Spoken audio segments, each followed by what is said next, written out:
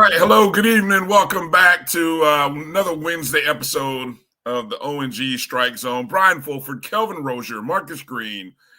The triumvirate is back. Fellas, how you guys doing? Good to see you all. It's good to see you guys too, man. You know, I miss y'all guys on Monday, but the Monday crew holding it down, man. Those ladies and young men, they're doing their thing, man. But it's good to be with the brethren. Chef's kiss to the Monday night review and everybody. I mean, look, y'all. For what do we schedule that show for? An hour?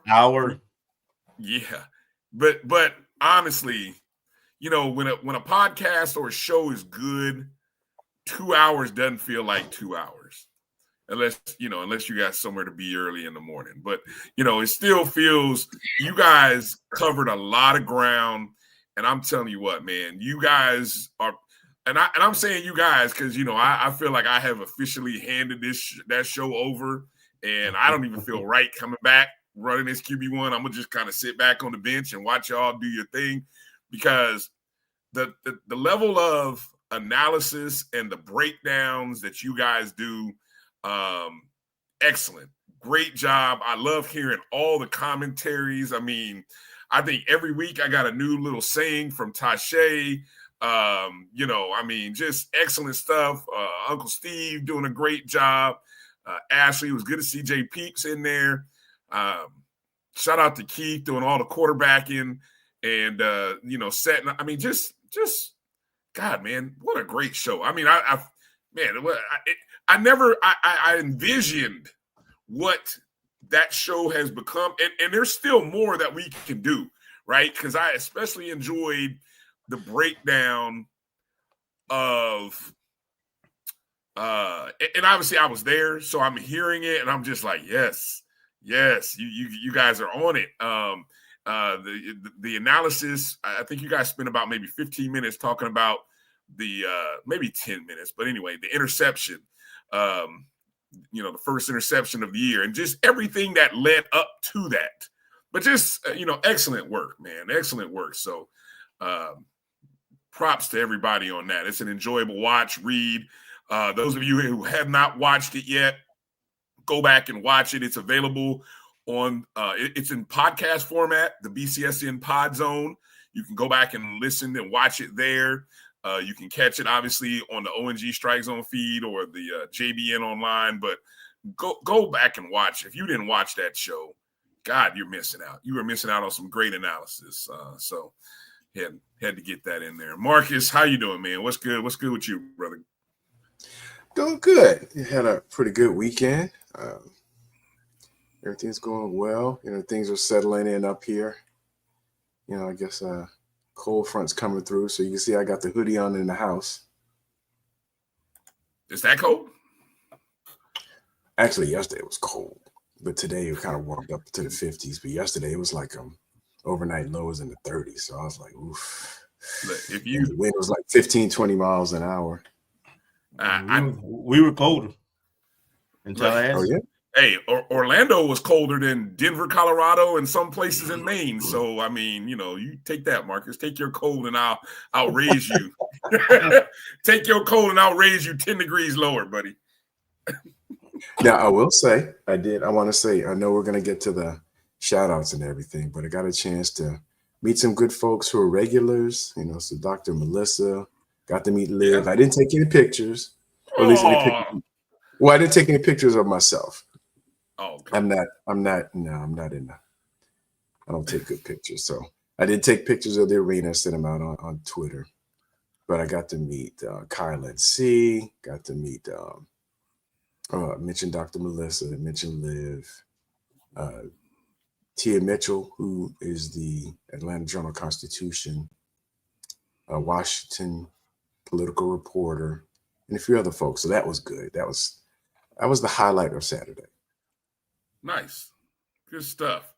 You have the pictures Also, long time MEAC fan poster Bison for Life. Bison for Life was there? Yeah. That's what's up. I made sure to retweet I did retweet some of the photos that you sent out. I don't know if you posted more or if you got them handy. I mean, hell, load them up. I know I got some photos from the UAPB trip, which I can load up a little bit later. You know, if we get to that point and want to hear war stories. But you know, other than that, you know, we can trade stories, Marcus. We could talk about the road trip, the O&G out on the road. So trying to cover ground. So good stuff. And yes, I do recognize how cold it is because it hit home, Marcus. I kind of laughed inside when you talk about wearing a you know, when it's so cold that you got to wear a hoodie in the house. That's how cold it is. I know those days. I remember those nights when it's so cold that you just like, no, I still got to put on a hoodie in my own house. Yeah. So I just had it on all day, so yeah, no sense in changing. Woo. You guys dropped those cold temperatures. Duval dropping 20, hitting 21 degrees. That's bad. That's ridiculous. Yeah, Ron Jab down here in Orlando area, Lake Nona, 42 degrees. Mary 305, 45 degrees in Miami. Wow, that is cold for Miami. Yeah. I know when the weatherman had said it was warmer in Denver, Colorado than it was in Orlando, that shook me. I was like, huh? So, yeah. But, all right. Well, we do got a good show to hit up for you tonight. A lot of stuff to talk about. Very busy. Obviously, football team got a good win on the road, Arkansas Pine Bluff. We'll talk about that. Basketball, still struggling right now, early part of the season. So hopefully they find themselves, both the men and women. Volleyball, big win over a rival. And they're in the hunt heading into the final regular season weekend. Softball, I think softball officially done with fall ball. They may have one more game. I'm not sure, but they've had a great fall season for sure. Yeah. I was definitely going to mention that. Have had a very good season so far. Tennis. Do we have? I know tennis did the ITAs last week. Do we have any results from that? I didn't check the rundown, so that's on me. But I just thought I'd ask. No, I hadn't seen anything. Okay.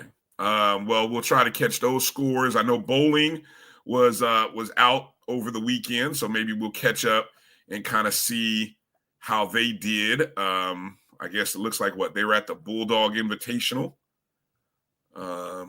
So we'll catch up. We'll catch up and kind of spotlight and mention all those. Coming up on tonight's show, bottom of the hour, the head baseball coach, Coach Jamey Shouppe, will come in. It's been real quiet on the baseball front. So we'll get a chance to kind of find out what the baseball program is looking like here in the fall. And then coming up at the top of the hour, the Rattlers are traveling up to Huntsville, Alabama A&M, where, by the way, it should still be stated, even though we did lose to Alabama State at home, FAMU football has not lost in the state of Alabama since we have joined the SWAC.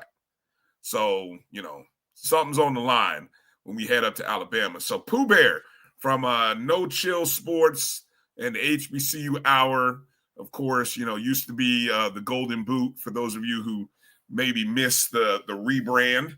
But so we'll talk to him coming up here at the top of the hour. Yeah, so a lot to get to here. So let me go through the roll call. Anything else you guys want to mention here before I run through the roll call real quick, and then we can see how much time we got to talk about the women's basketball before we take that first break. Anything out there that you want to make mention of? No, let's roll. All right. Do us a favor, hit the thumbs up and the like button early if you would. We know you're going to love this show, so go ahead and get it out the way. If you're watching us on YouTube, my JBN Online, thanks to all our Jericho Broadcast Networks, Black College Sports Network subscribers, you can join the BCSN YouTube channel at my JBN Online. Those of us who are following on the O&G StrikeZone Facebook and YouTube page, we appreciate you. Those watching on Instagram Live on the O&G StrikeZone, we say what's up to you. Of course, everybody watching us on Twitter. A lot of folks like to watch on Twitter.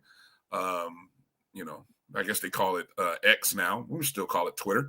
So, it is what it is. Appreciate everybody. Join the chats on YouTube and Facebook.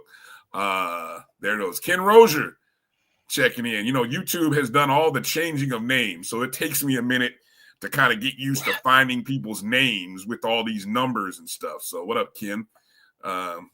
Good to see you. Zeke Love checking in. Good to see you, Zeke. Dr. Wilson checking in. Yeah, checking in. So, up in the DMV. So, nice job to all the DMV Rattlers. Kelvin checking in. I didn't want to ignore you because you'd have complained. That's right. Meredith, good to see you, Meredith. Thank you for being a JBN subscriber. Thank you, Mary 305 as well for being a JBN subscriber. Hey, Auntie. Gail checking in. Thanks for being a JBN subscriber. Gail sent me the rundown from the UAPB game. You want to hear it now, or you want me to come back to it later? Let's come back to it so we can give all right. Justice. We'll come back to it. All right. Appreciate you, Gail. We'll mention it here in a second. Tony, good to see you, Tony, checking in.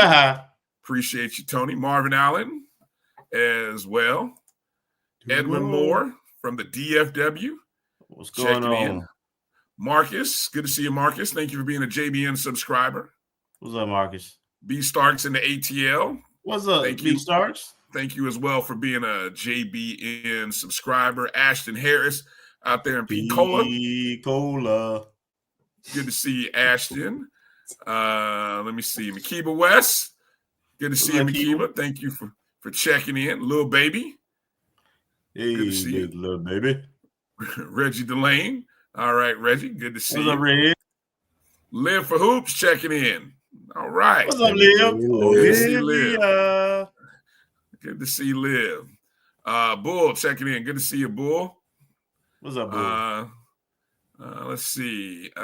Teresa Wesley. I think that's how it is. She did definitely. Thank you for showing love. For showing love to the Monday night folks. The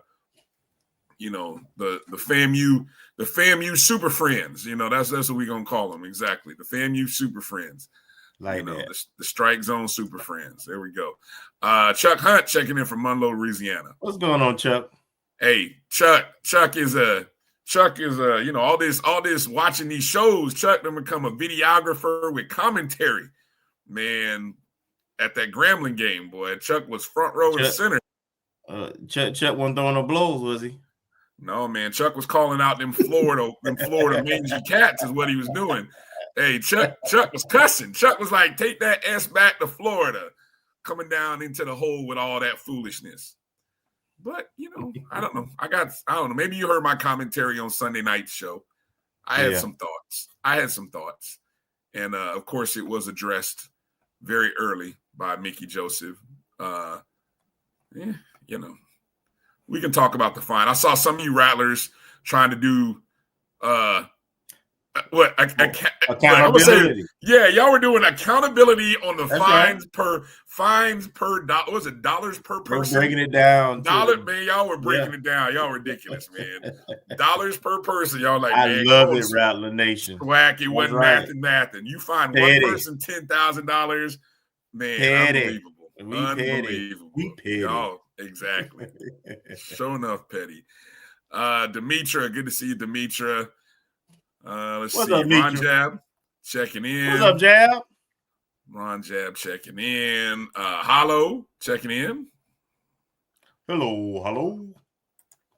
Edwin Moore continues to be impressed with Tasha's analytics of the game field. That's a good commentary, man. She's got a great eye for that, man. I mean, outstanding stuff. We know our football now. Yeah. James Austin checking in. Good to see you, James. What's up? Miak fan, good to see you. Jimmy. Let me see. Anybody else I missed? No, I think I'm all caught up. Good stuff, everybody. Appreciate you guys for coming in early. Don't forget, bottom of the hour coming up here very shortly. Coach Jamey Shouppe will be coming up at the bottom of the hour. Get some baseball talk in and go from there. All right. Well, we'll start it off with kind of catching us up on a tough couple of days for the Lady Rattlers as we took a pair on the chin. Marcus can give us the analysis. 89-53, traveling to Howard, losing by 44. Marcus, while I look up whatever little stats I can find, what's your analysis on what you saw, Marcus? Well, I'll leave the in-depth expert analysis to Liv. And I was thinking about this, I guess a quick short story. When I was growing up, me and my 6 cousins would go to my grandmother's house in North Carolina, and she was probably pushing 60 about the time of this incident. And it was 4 boys, 2 girls, so we had a lot of stuff going on. And of course, we were getting in what my grandmother called devilment. And one summer, I guess I was probably like late elementary school, one of my older boy cousins did something. Grandmother, she was pushing close to 70 about that time. She told him to go get a switch off the branch. And so he went. The first time he went, he got like something kind of weak. She was like, no, get another one. We don't know what he did. I don't know, my girl cousins were looking at me, so I don't recall if I had something to do with it, but I plead innocence. But all we could do is he was, moving, and she was walking like Michael Myers, chasing him slow. And she was catching him, and he was jumping and moving away from the switch. And like, all we could do is look out the window. And I say all that to say, sitting at the game on Saturday, I felt like I was looking out the window. He was wiping a whoopee with a switch. Huh? Oh my gosh! It was, and one of the tweets I sent out was that the press. I mean, they started out pressing. Well, I guess the first thing I said, just looking at their team, I think we had height advantage as it relates to having height at the center position. But it seemed like their height was more, and athleticism was more evenly distributed, and it really showed itself. And they pressed from the gate, or at least it looks like I would guess they trapped. It seemed like they seemed to trap on I don't know if we have a pattern of coming up the right sideline, but it seemed like it was 6-0 just right out the gate. And the first 2 times they scored, 3 times they scored, they were trapped, maybe a 3/4 trap over on the right sideline. And I don't know if we were dribbling that way because it's a habit or a pattern that we're used to, or if it's to get direction from the bench, because we were sitting right behind the FAMU bench. But it just got worse from there. And the trap was really hard for us to handle coming in, and then the athleticism, and then the turnover. So that, and the other thing I seem to notice that was a recollection of mine, and Kelvin, you can see if you see the same thing. And I did talk with Liv afterwards. I'm a big Atlanta Hawks fan. And so way back, I guess the late 2000s, early 2010s, when the Hawks got Joe Johnson from the Celtics, it seemed like the offense, they just called it ISO Joe. Because it was basically like clear out, let him make space, make a shot, take a jump shot. And that reminded me of what I saw on Saturday. There seemed to be a lot of isolation. There was some movement, some picks, but it seemed like there was a lot of standing around in comparison to what we saw from Howard. In terms of movement off the ball, screens being set, and it seemed like number 15 for Howard, it seemed like the first half, she was taking 3-pointers right in front of the FAMU bench, like they were screen set or something. She would just come off the curl and just take a 3-pointer, like right there in front of us, like at least 4 or 5 times during the first half. So it seemed like their offensive set and movements were much more crisp, and seemingly much more better executed and just implemented better. And it just ballooned from there. The turnovers, the trap, the offensive executions were one and done. Now, I will say the freshman, Naya Rhodes, seemed like she was our early offense. going. Like she hit a few 3-pointers, and it seemed like that was one of the things we were trying to get established. But other than that, it seemed kind of the offense just didn't seem smooth, and on defensive end, it just snowballed. Yeah, unfortunately, what I'm seeing is a lot of what I've seen from last year's team early. We're having trouble scoring consistently, and we have high turnovers. And Howard, don't get me wrong, Howard is going to be a top program. It's a legit like mid-major. As a matter of fact, I think they're 3-0. They beat Providence, and did they beat George Mason after we played? They beat the team. They beat George Washington. George Washington, right. They beat them last night. Yeah, so that's the team that's the team that we struggled with right there by 48 points. They beat that team by 2. Two different teams. George Washington versus George Mason. Oh, okay, my bad. They're both Georges, but in the same area. But regardless, they look good. I mean, there's no shame in losing to Howard based on how they've performed so far, and when you see them play, but getting beat by 34, that was a lot, and that was with a late rush at the end because it's a bad 3-pointers in. It's a bad trend. Yeah. We hadn't had a close game yet, and that includes our preseason game. It's kind of rough. Yeah, it just seemed like the offense was out of sync, and I just didn't see a whole. I mean, I'm not an analyst, so I don't know all the play calls and all the everything else in terms of the plays that could be set up, but it just seemed kind of very disjointed, very inconsistent, and more predicated on creating your own shot or taking someone off the dribble or taking a jump shot, and then you're backpedaling on defense.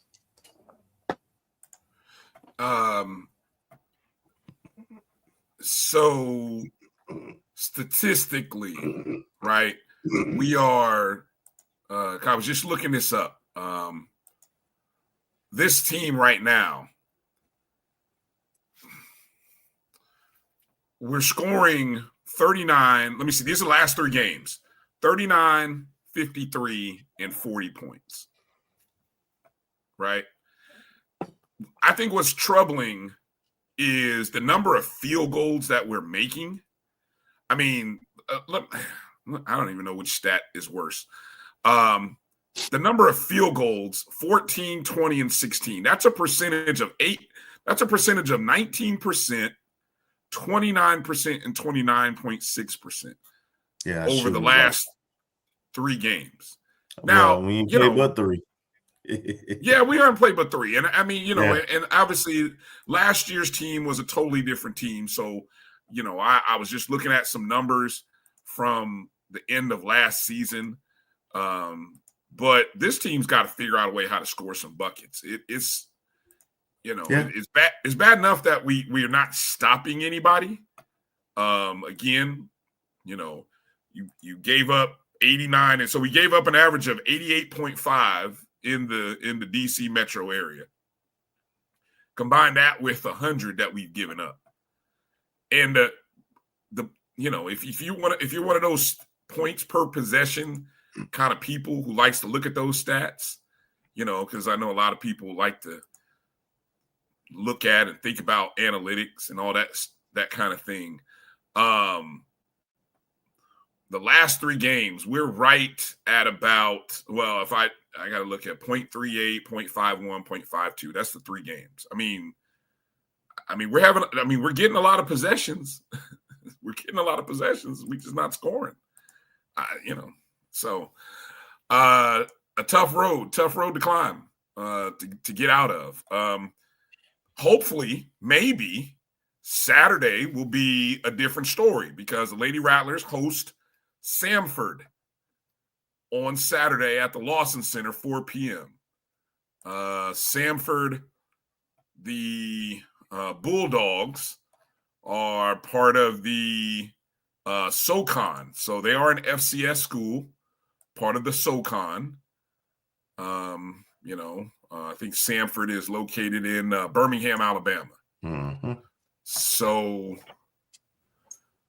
just kind of look real quick at their schedule. They're 1-1 on the year. They played some school. I don't know, Montevallo. I don't even know if that's a Division I, but anyway, they won by 20 against that school. They played Nebraska. They lost 80-46. Tomorrow they play at Florida, University of Florida. So if you're just happen to be bumping around and you want to see what Sanford looks like, take a look at them Thursday against Florida women, and you'll get a chance to see. But again, the Lady Rattlers got an opportunity here, and that's all you can ask for. So I think after they've taken their lickings here, maybe we'll see a competitive game on Saturday. So 4:00 Eastern. We still need you to support Rattlers. We need you out there. Don't give up on them just yet. It's still early in the season, and it's the non-conference. So, we need you out there. Yeah, new team. Somebody said, did we beat Sanford last year? Don't know. But new team, new got a couple of new coaches on. Hopefully it's all the newness, learning each other, and it'll come together by conference play. All right. Okay, good stuff. We'll get into talking about the men a little bit later on in the show, but let's get ready to take our first break so we can get over to Coach Shouppe after the break. You're watching the O&G StrikeZone right here on the Black College Sports Network. We'll be back in just a moment. Don't go anywhere. We'll be back after these words. This is the Dean of the College of HBCU Sports, Kenyatta Cavill of Dr. Cavill's Inside the HBCU Sports Lab with Mike Washington and Charles Bishop. Come mix it up in the lab where the course lecture is in session every Tuesday from 6:00 p.m. Central Standard Time on Facebook Live, YouTube Spreaker, or the BCSN app, as we discuss all things about the HBCU sports culture, including exploring the week that was in the sporting HBCU diaspora, as well as the upcoming week of HBCU sports. With me, the Dean, the College of HBCU Sports, on Dr. Cavill's Inside the HBCU Sports Lab with Mike Washington and Charles Bishop. Course lecture dismissed.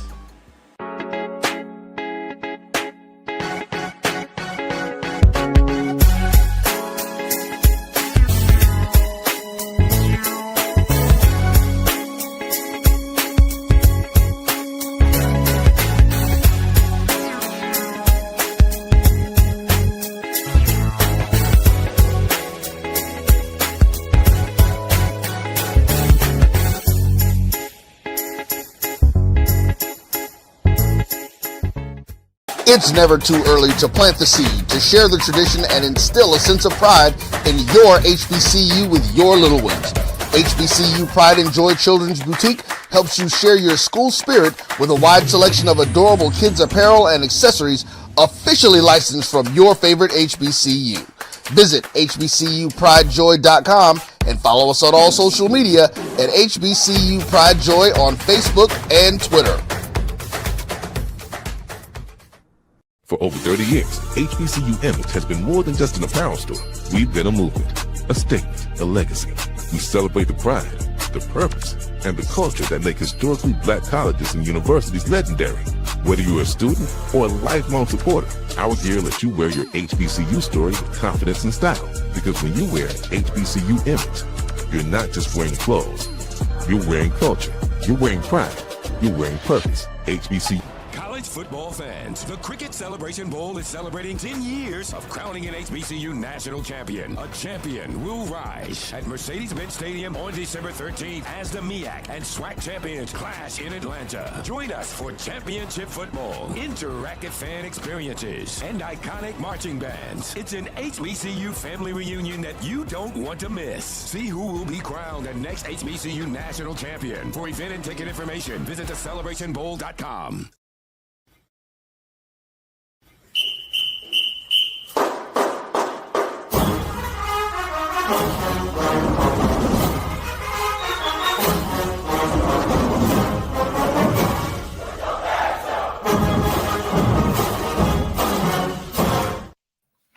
All right, welcome back to the O&G StrikeZone. Bryan, Kelvin, Marcus, Green, and joining us is none other than our head baseball coach, the one and only, the FAMU legend, Jamey Shouppe. Coach, welcome back. How you doing, sir? I'm doing well. How's everybody? Doing good, Coach. Ready to hear what you got to say. How the fall been going? I like the hat, Kelvin. I like the hat. Thank you. I'll get one for you. Yeah. Coach, we're still waiting on. Coach, we're talking about hats. We're still waiting on baseball hats, Coach. Yeah. Who do we have to talk to get one of those exclusive FAMU baseball hats, Coach? Tell you, like I tell everybody around the office, am I supposed to come see you to bring a hat, or are you gonna? How do you think Kelvin got his? He didn't wait on me. Look, I don't know. I can come out there if I need to, rake some dirt, whatever I gotta do, Coach. No, I ain't got them at the field. They're in the office. So stop by and visit sometime.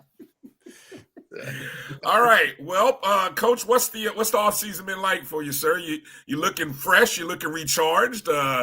Great energy. Looks like you're ready for another season. I'll take last season again. I was very surprised by what occurred last season. I was very, I want to say skeptical, but I was very nervous, I guess, going into last season. We lost 6 of our top 7 hitters going into last season. I kept telling the coaches, I'm fearful this is not going to go well. It's a rebuilding process, a rebuilding year.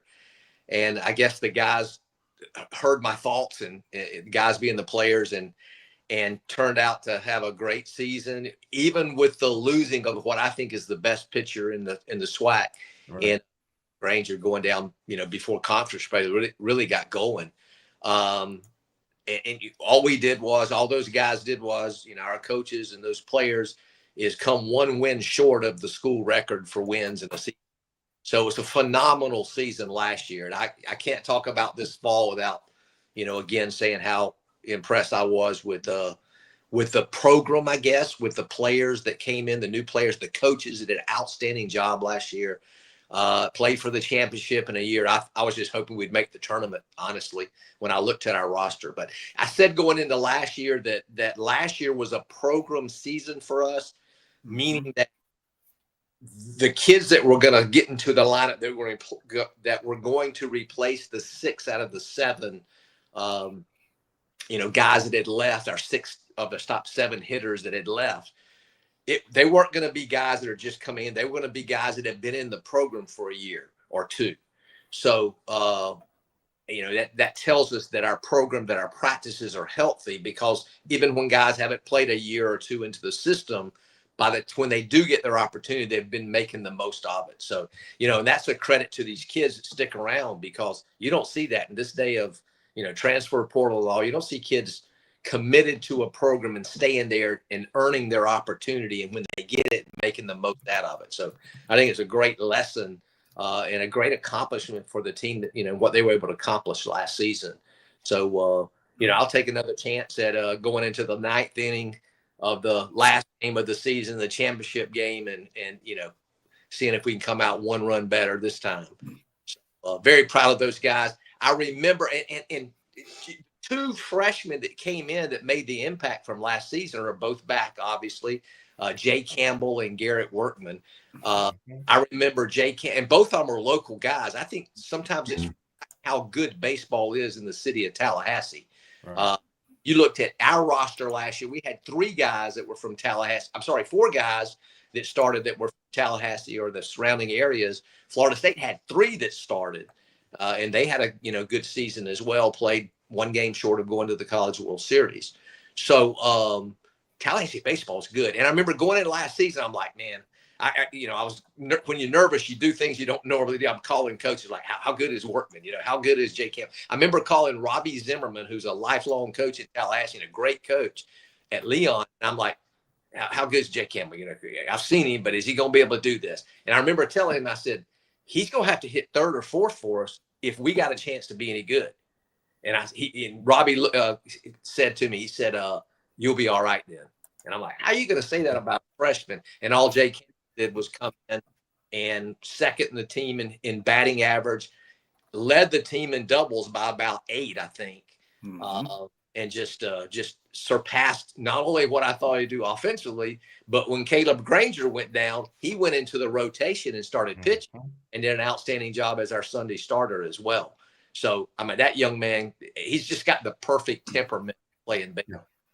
The other one is Workman. Again, when Granger went down with the injury, Workman stepped in as a freshman as our number one guy on a Friday night opening guy against the other team's best pitchers. So both those kids just saved our season basically last year, and both of them were rewarded as first team all conference, all SWAC players. They're both back. Jay Campbell's going to be moved to the outfield and play some outfield as well. He looks stronger than ever. He won the what was it? The HBCU Swingman Classic MVP. Yep. He was MVP of that. Got a home run that put him ahead, and then came in and closed the game out. Got a save. Workman. Gosh, he was just a workhorse last year for us, and he's back. He didn't pitch this fall. He just threw bullpens.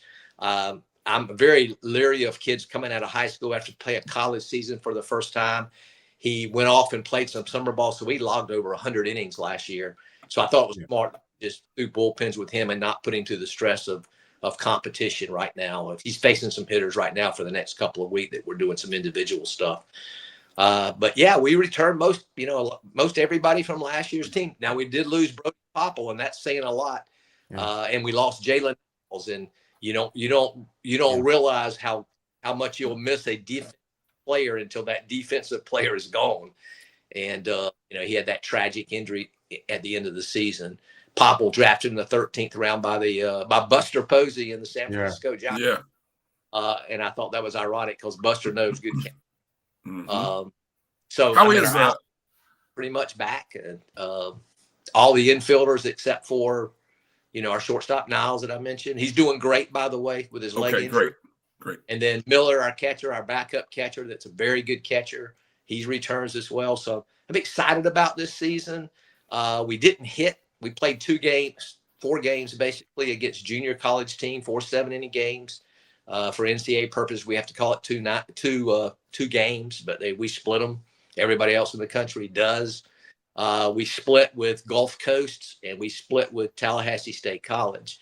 And I think we gave up was 5 runs in any of the 4 games. We just didn't score.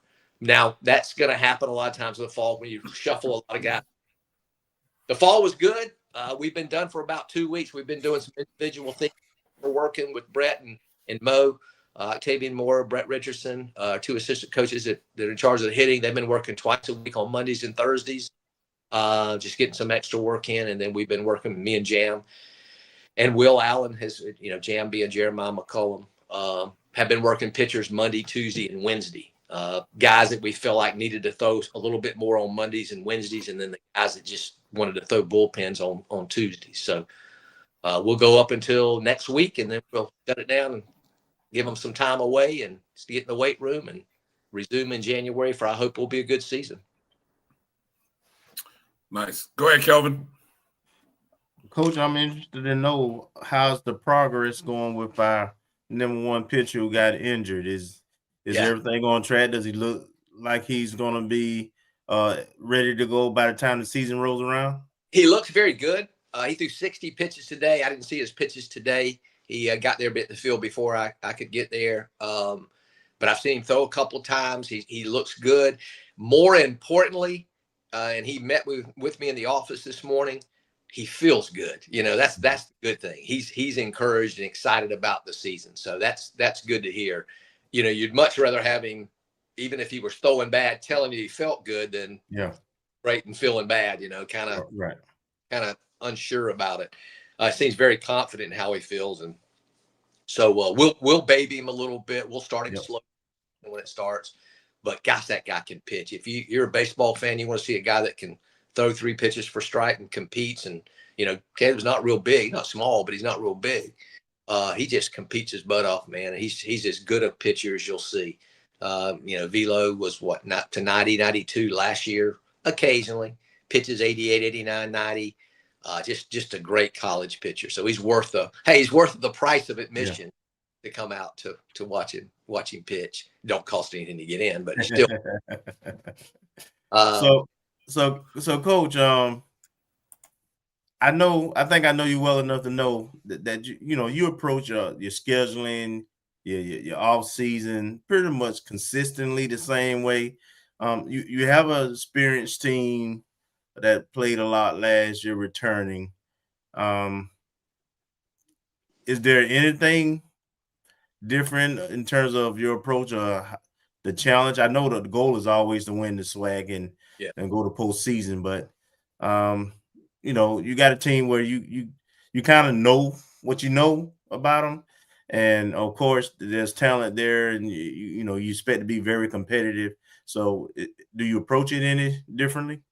Absolutely not. If anything, you push them a little bit harder when they think they're good. You want to make sure there's no complacency there and not looking to get better. We had the majority of practices we had were very good. Some of them weren't, simply because I think, you can't rest on last season. Everybody knows. We've got better on the hill, especially. We've got some guys coming in that I really like on the hill pitching. That's why we didn't win the championship last year. We didn't have enough pitching depth. So we've kind of rectified that during the recruiting season. And I've been very, very pleased with the arms coming in. Couple of them that you'll hear I got me a sidearm guy again. When we won the last two championships we've won, Zach Moray, Everyday Moray, was the MVP of the SWAC tournament and pitched, every game of the SWAC tournament. Before that, we had Jamey Grant, who pitched, won a championship. Gosh, I think all three of the championships we've had a sidearm guy that really played into it. Two of the three ended up being MVPs of the SWAC tournament. So I got me another one, a kid by the name of Clark Lincoln from down in Tampa, went to junior college in East Georgia. We've got two SEC transfer by way of junior college. One came from Missouri, one came from Mississippi State. Both of them are pitchers. Deshaun Morgan transferred from Missouri and just kind of wasn't worked like he should have been. But he's our best velo guy that we got. He's been up to 95 this fall. And once we get him just right, I think he's got a chance to be really, really good. And then Jackson McKenzie transferred from Mississippi State, went to Gulf Coast for a year, but he up to 92 left-hander, and he's got a big league curveball, and he also DHs and hits. So he's a two-way guy for us. That he's really made some strides on the hill, especially. So those guys are, again, it is a big league breaking ball when he throws it. So our goal is to try to get to two strikes without them seeing it a lot, so we can put them away with that breaking ball. Cody Williams is back. Tanner Walker is healthy finally and in the best shape of his life. Jesus Campa is back. We got a freshman left-hander named Ricardo Roman from the Dominican Republic by way of Georgia. He's a freshman that's a lot like Workman in terms of not the arm angle and the slot and all that, but just in his chance to be pretty good for us. Pleased, man. I'm pleased with the depth we've gained, on the hill especially. So still waiting for that one big bat to surface to kind of replace Popple. Justin Cruz is back in center field. What a great season he had last year. Colton Riles came on. Cruz led us in hitting, by the way, last year. Figueroa is back at first base. Will Brown at second base hit 12 home runs. He's back. Matt Perez was been injured the whole fall. He had some back issues. Some of the new guys, returning guys. We talk about our program and guys getting better in our program. Guys like Josh Bell and Trey Kraft, they're going to have to continue to get better and contribute. Just excited, man. Excited about the season. I know the guys are kind of looking forward to getting away for a little while, but come back fresh, because the fall we don't push them hard in the fall. We don't practice on weekends. We let them be college students. But once we come back in January, it's full throttle, and the guys know it, and they know what to expect. Everybody, it's a veteran team basis, so they've been through the process, and it'll be our job as coaches to make sure we push them and not allow them to live off of last season. Last season's gone. Yep. We want a little better this year. Okay. Marcus, I don't know if you had a question before Marcus jumps in. I want to ask a follow-up to what Coach was talking about our numbers, because just kind of unofficially just doing the math in my head, did the roster? I know previously the NCAA opting in increased the roster limits. Did the roster availability grow from last year to this year? It went the other direction. We were allowed 40 last year. We had to be at 34 this year. It's the first time I've really, and I the word cut is too strong, encouraged other guys to leave our program, because, as I said, the whole key for last season were the kids that had been in our program that didn't play the year or previous 2 years and saved our season last year. So I didn't like to, but it's just a matter of necessity somewhat. So we had to there were about 4 guys that transferred out last year that we usually wouldn't let transfer out had we not had to go from a 40-man roster to a 34-man roster. And that's across the NCAA, that's across baseball. And all rosters are smaller. I was going to say that everybody's dealing with that. So it's not like, not like a competitive disadvantage that we're dealing with in the SWAC or whatever. Everybody had to in every reduce sport, rosters. In every sport in the NCAA. I think basketball, I want to say women's basketball didn't, but there's 1 or 2 sports that may not have changed their numbers, but ours went, we were reduced by 6 players permitted on our roster. So, yeah. Okay. All right. Yep. Go ahead, Marcus. Good evening, Coach. Welcome back. I guess I wanted to ask, given, I guess, the relative youth and uncertainty coming into last year and then making it all the way to the championship game, what's your prognostication of what, not necessarily a team, but when we go in the preseason and they do the preseason rankings, if you will, or where they believe that, where do you think they'll put FAMU? Don't care. It don't matter. It's preseason, so I don't look at that. I don't do, for the guys that know me, Kelvin knows, I don't do any social media. I don't read the paper. I don't care. I mean, the expectation from our coaching staff will remain the same no matter where the SWAC ranks us or whomever ranks us or doesn't rank us. I laugh sometimes when we're ranked too high, in my opinion. I laugh sometimes, I really laugh and really use it when they rank us too low. So I hope we get ranked 4th or 5th or 6th even, so that our kids. But I don't care. I could care less. I don't read those things. That's for the fans. I don't lose sleep over them for sure.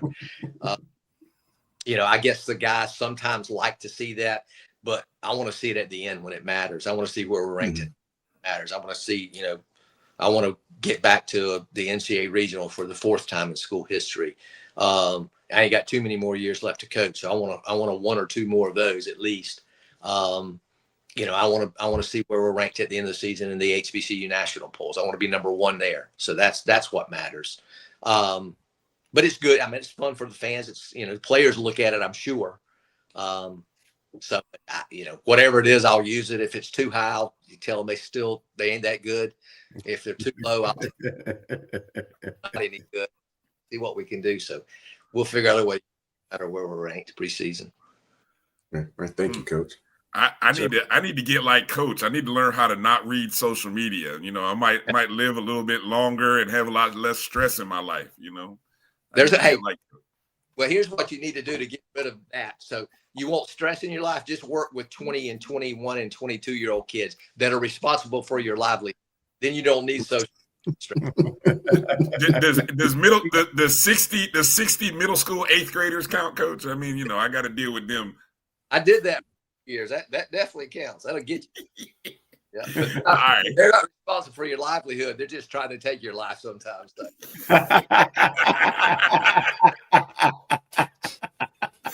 Well said. All right. Got a couple questions. Let me see. I got a good question here from out of the chats.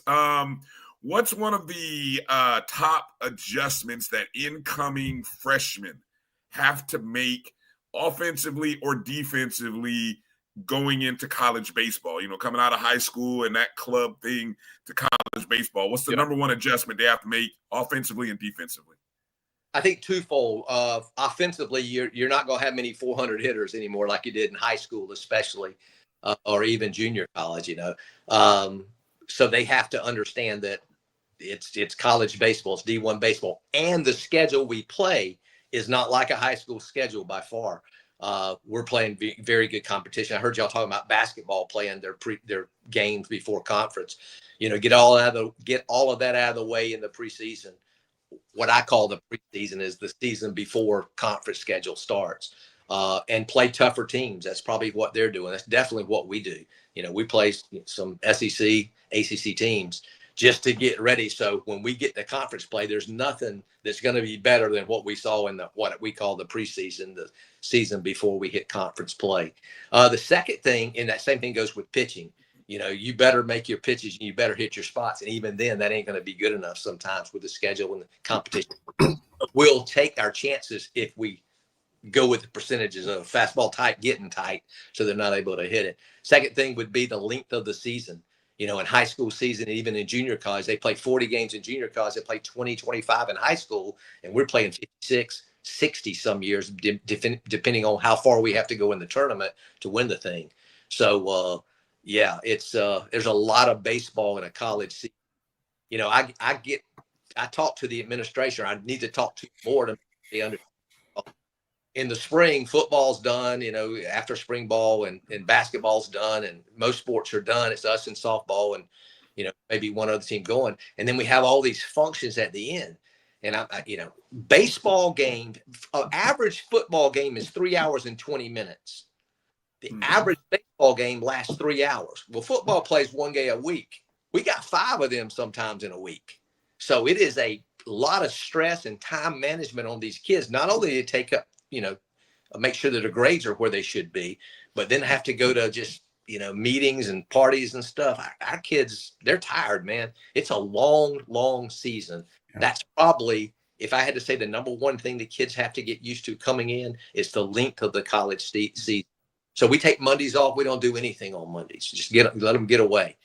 But the rest of the time, it's plus your travel. And some of those 5 games, 4 of them, all of them could be on the road some weeks.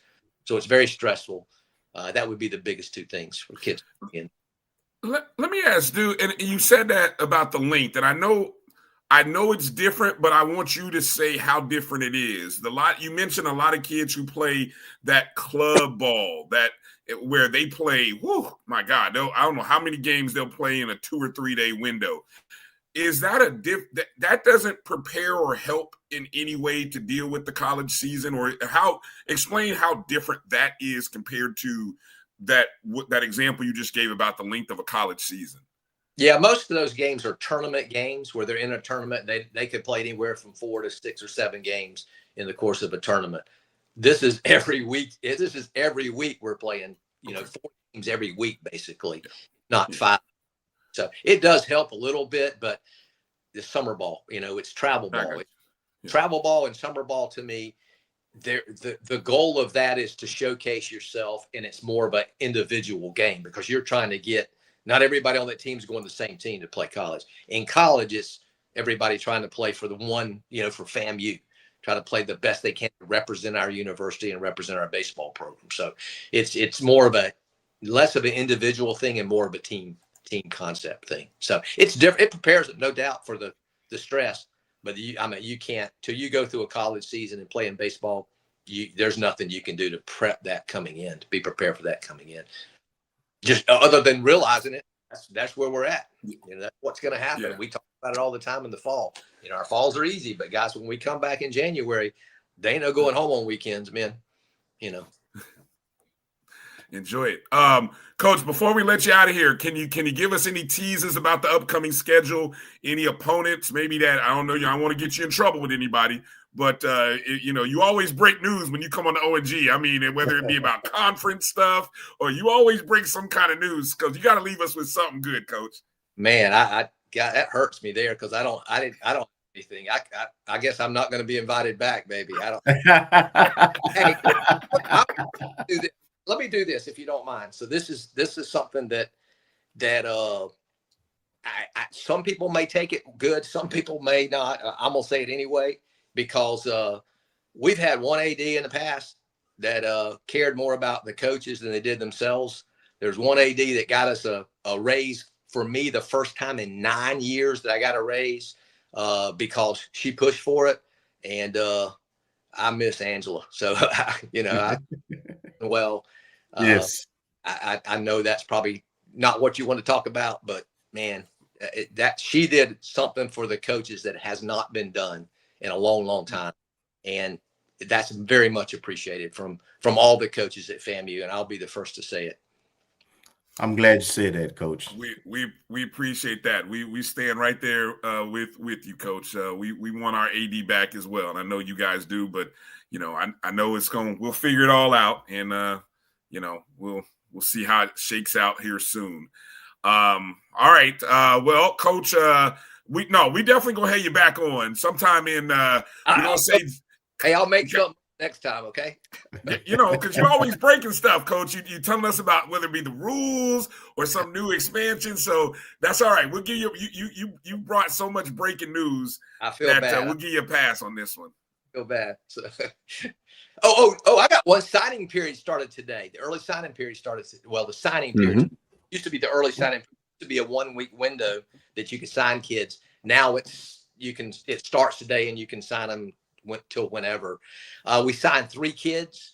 All right. The only one I can announce, because it just started today and you can't announce it until they return their scholarship, and then compliance signs off for us and tells us it's okay to discuss them on radio shows or TV shows, the likes of this. And we signed a kid named Andon Gray, a junior college kid from up in Georgia. And he's from Florida originally, but very good defensive infielder, a very good player. Father works with the Rays organization too, and 2 other kids that I'm very excited about that because of the NCAA rules, I can't mention their names right now. But signing period has started, and we're going to sign 3 during the early signing periods right now. There's another name here that's familiar that I'm hoping to get, and we're going to sign a bunch of arms because we're going to lose a lot after this season. Okay. Gotcha. Well, I got a feeling Marcus will. That's all right. That's all right. Because hey, Coach, you said enough. Marcus will fill in the rest. I know Marcus is good. He'll figure out the rest, and we'll talk about it after we leave you. Don't worry about it. We got you. Hey, Coach, we as always, we appreciate your time. Thank you, Coach. Always appreciate you. We look forward. I mean, fall ball just ended, but we're looking forward to another great baseball season. If we don't talk to you before the end of this year, happy holidays, Merry Christmas, and all that stuff as it's coming up here at the end of the year to you and your family and all the coaches and players. And we'll definitely look forward to catching up with you. Yeah, appreciate all you guys do for FAMU athletics as well, FAMU sports. So we appreciate it. All right, Coach. Be well. Take care. We'll see you soon. Appreciate it. Thank you. All right. Good stuff from our head ball coach, Coach Jamey Shouppe. Marcus was shaking his head when he was talking that one. You got that one, right, Marcus? Oh, Andon Gray? Yeah. Yeah, I have him. And there's a couple others. And actually someone just signed, literally. Oh, well, at least he posted it. He's a high school recruit out of, what high school was that? Someplace in Tampa. But, and he's a catcher. So there are 2. And actually, he mentioned some names for this not incoming class, but class of 2025. I caught the young man from Missouri, Deshaun Morgan, and Clark Lincoln, but he mentioned some other people, like from the young man from Mississippi State. So I'm gonna have to rewind this once you upload it. So you have to upload it quick so I can catch those names. I know you have them by next week's show. We'll be talking about it when we do our baseball updates. We know you have them. Good stuff. I'm interested to see how that roster thing. That's because like Coach was saying, we only lost 2 guys. But it's a lot of changing parts, and so. And actually, I think we looked at it in maybe the preseason of football, because I have a spreadsheet of the proposed changes and how many, the scholarship limits and all this other stuff. So, previous, and then the house limit, and how many was on the roster last year for FAMU for each team, and how many we stand to lose. Yeah. And actually, Coach said we have 40. And I only counted 36 players on the baseball team, but still, we're down to we're going from 34. what? We went to a max 40 down to 34 now. Yes. So we lost 6. I'm interested. You know what would be interesting to do an analysis of and see across the SWAC. And, I don't know if the SWAC does I'm going to say the SWAC because I don't know if other conferences do or do not. But like how everybody does like a preseason thing for various sports, basketball, football. I'm curious, that 6, what positions do you think that 6 is? Are you losing arms? Are you losing position players? Is it a mix? You're probably gonna have more, probably gonna lean more arms, because It's tough. We need arms. Everybody needs arms. Yeah, but you need guys who can play more than one position, with arms, especially if you're not a number 1, number 2, then you eat up some middle innings, but you don't necessarily pitch every day, a lot of those pitchers. So you have to roll the dice, and you have to have guys who play position. Like he mentioned one guy who pitching and who also gonna be DH. So you have to look for guys who can do both, like Jay Campbell did last year. He did like three positions. I mean, what? Yeah. Jay was a third baseman, yeah, outfielder, DH, emergency and a pitcher. I mean, yeah. If you were and he did them all at a high level. Yes, yeah. If you were a high school recruit or somebody who had a son, or you gotta be able to play multiple positions. I mean, if you really want to separate yourself, because I gotta imagine most schools, like you just mentioned, Kelvin, are probably. Everybody's dealing with the same thing, right? The reduction of 6 scholarships. So, like you said, you got to find guys who can do multiple things. Damn, I just hate losing arms, though. I mean. Well, I tell you what, though. This is the one year. As long as everybody stay healthy, it won't matter for us. We got a dominant number 1, number 2, and a really good number 3. Yeah, and that's not even Workman, and that's not even including Jay. Because if Granger comes back healthy, and then Workman, what he did last year as a true freshman. Yeah, that 1-2 duo gonna be deadly. I'm about to reach out to my good friend Coach Hernandez and do some little early scouting and pick his brain and see what BCU gonna look like, because he always recruits well. So but he's losing a lot. See, the one advantage we have this year, literally outside of like two starters, everybody's coming back. Yeah, and that's why I asked that question. Yeah. And even I know Coach, doesn't look at the preseason stuff, just the prognostication. I mean, if you just look at the pattern, the early odds-on favorite is going to be whoever played the championship or made it the deepest in each. Well, I guess we're playing divisionless now. But but no, you said, Marcus. I mean, the 2 teams that were in the championship game will get the first look. And when you look over and see all the people that Bethune lost, and you look at all that we have coming back, we will be the favorite, if not 2 or 3. We're probably in the top 2 or 3. Just because of the 2 pitchers. Now, yes. We did offensively. We were really good last year, which was the surprise. We knew we had pitchers, but just because of I want number 1, number 2 pitchers, we have to be the favorites. Right. But it don't matter. It's a new season. 2026 will be here before you know it. Less than I don't know. Shoot, we're almost midway to November, so probably definitely less than 60 days. And so there we go. Good stuff. Real quick, I want to make a comment because it's something that Marcus noted.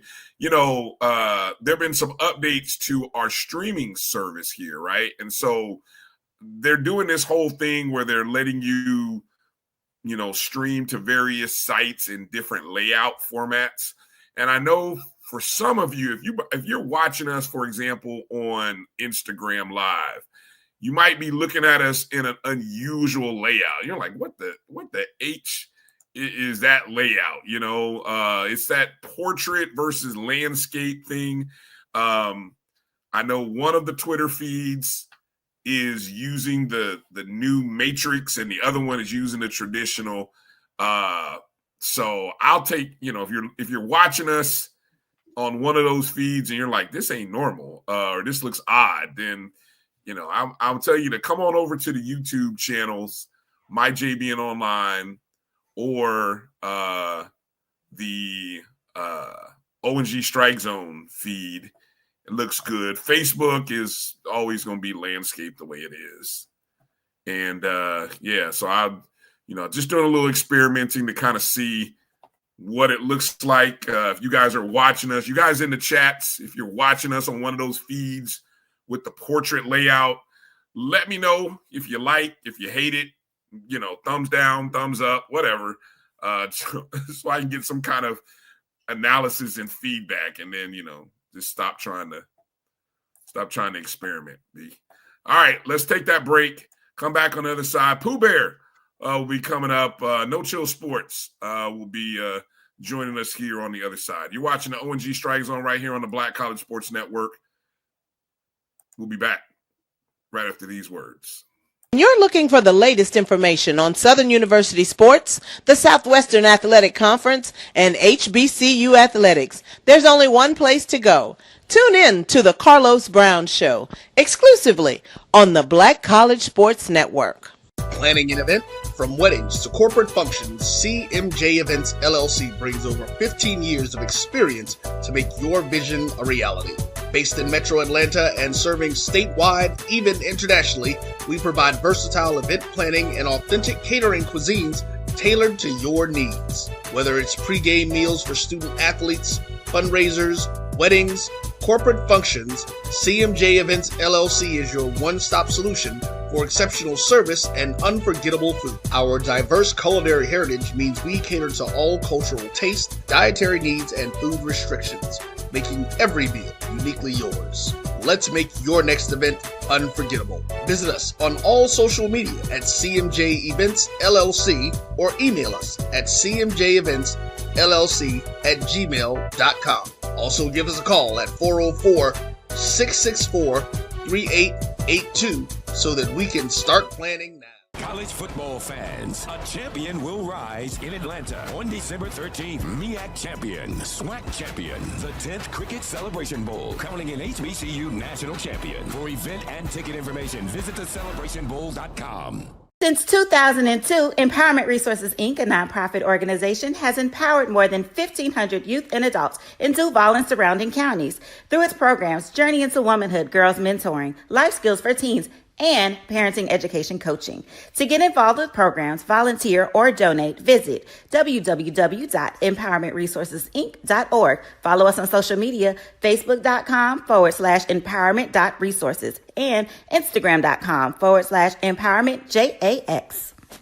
For over 30 years, HBCU Image has been more than just an apparel store. We've been a movement, a statement, a legacy. We celebrate the pride, the purpose, and the culture that make historically black colleges and universities legendary. HBCU Image, a Kenny T's company. ESPN Events presents Red Lobster Band of the Year. Returning to Atlanta on December 12th, 4 bands will qualify for the big stage, where 2 national champions will be crowned. Follow us for rankings updates throughout the season, and join us on December 12th. For event and ticket information, visit bandoftheyear.com.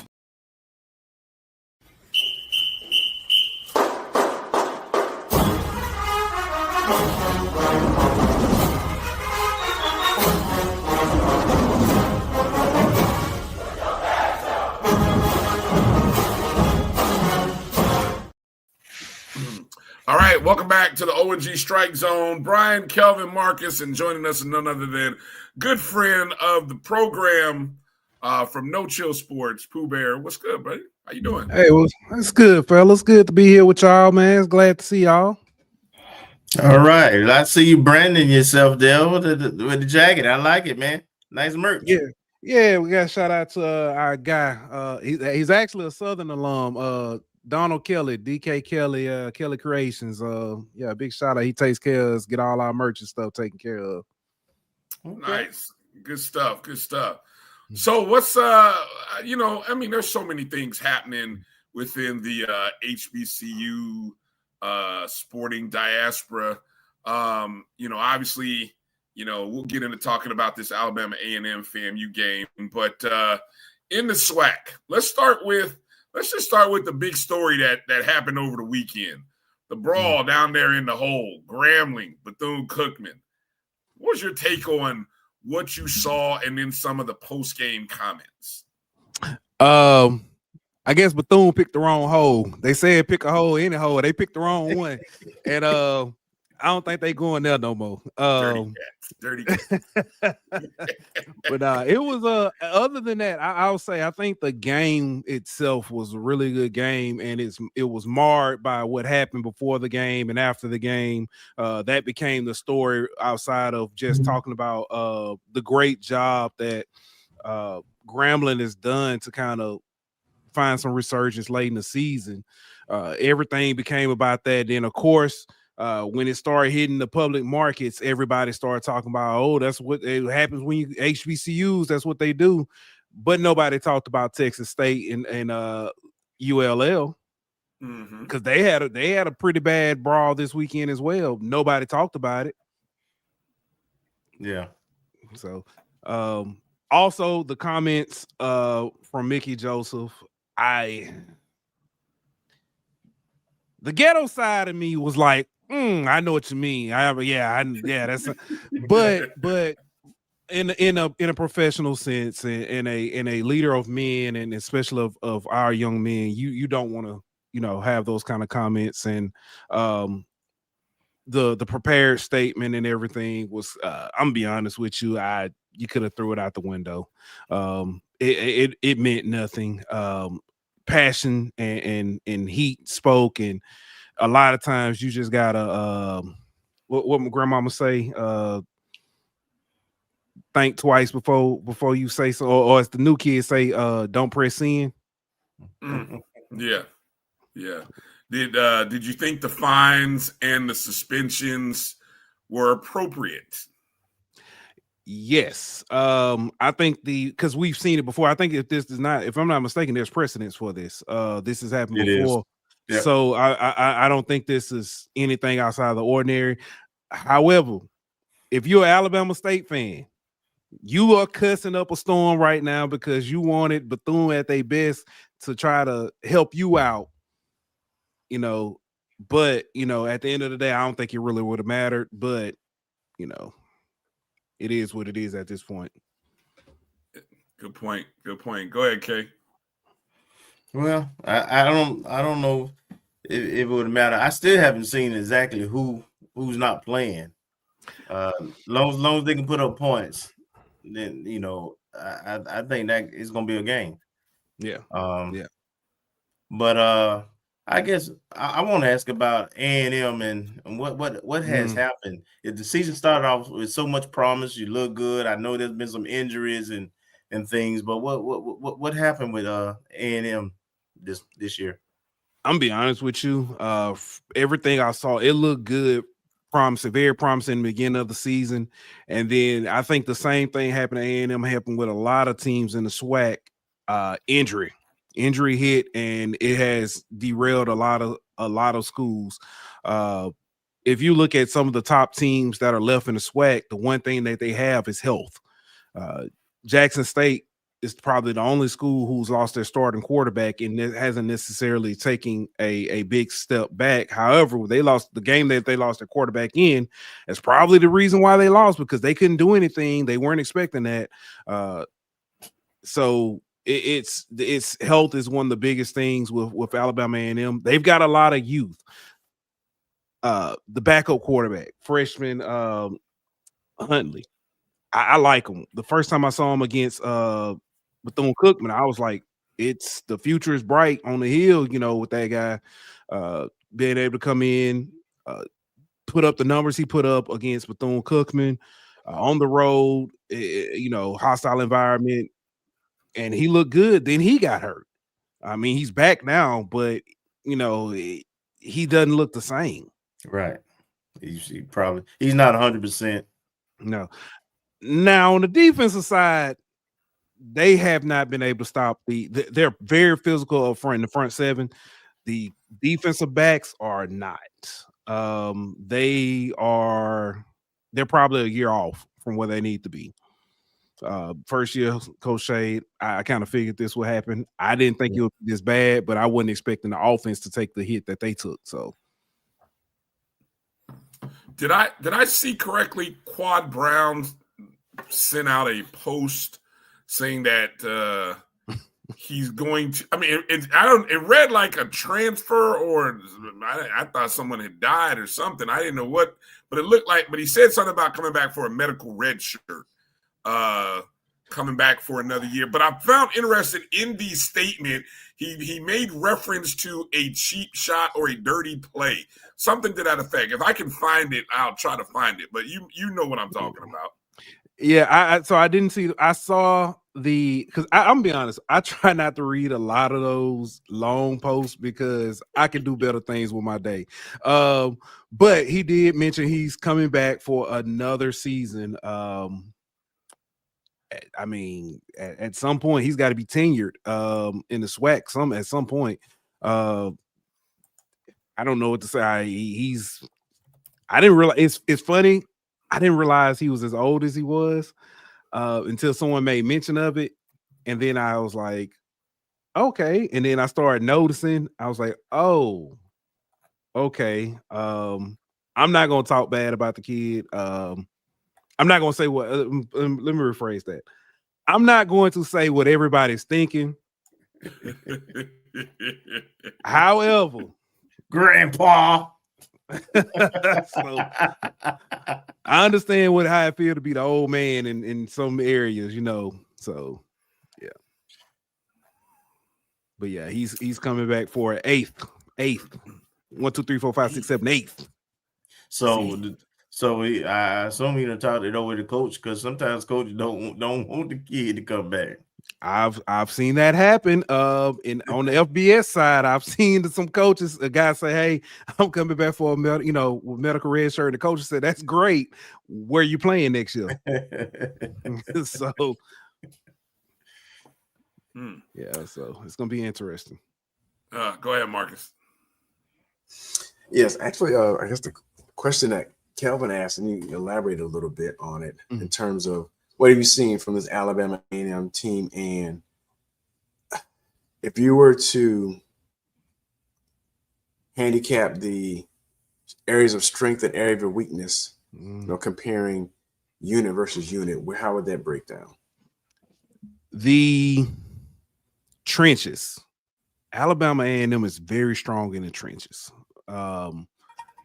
I was at the game last week against Prairie View, and for the first half, at least up until probably the last 2 minutes of that first half, they were pushing Prairie View around a little bit and kind of pushing them in the locker. But Coach Jackson got that combination, pushed his way out, and it was over with after that. But the way they got out of that goes to their area of weakness. They start tearing up those DBs. And it was number 11 for Prairie View. I didn't even check to see who got player of the week, because after probably his third, fourth catch, I was like, oh yeah, he definitely in the running. They DBs are your area of weakness on your defensive side. On the offensive side, it's quarterback, but it's not necessarily a talent thing. I think it's a little bit of the injury and the youth. They kind of pull the reins back a little bit with Huntley, because, like I said, against Bethune, he was kind of lighting it up. But they looked really conservative last week. As a matter of fact, the first probably 10, 15 plays were all run plays, and that was by both teams. They were all run plays. And I had my son with me, my 9-year-old, and we're sitting there. He was like, "Dang, are they ever gonna throw a pass?" And and when they finally threw a pass, it seemed like the game just changed. It was, because they ran so much, and that was realistically both teams.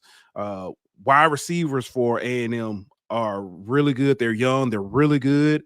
But if you can't get them the ball, then what do you do?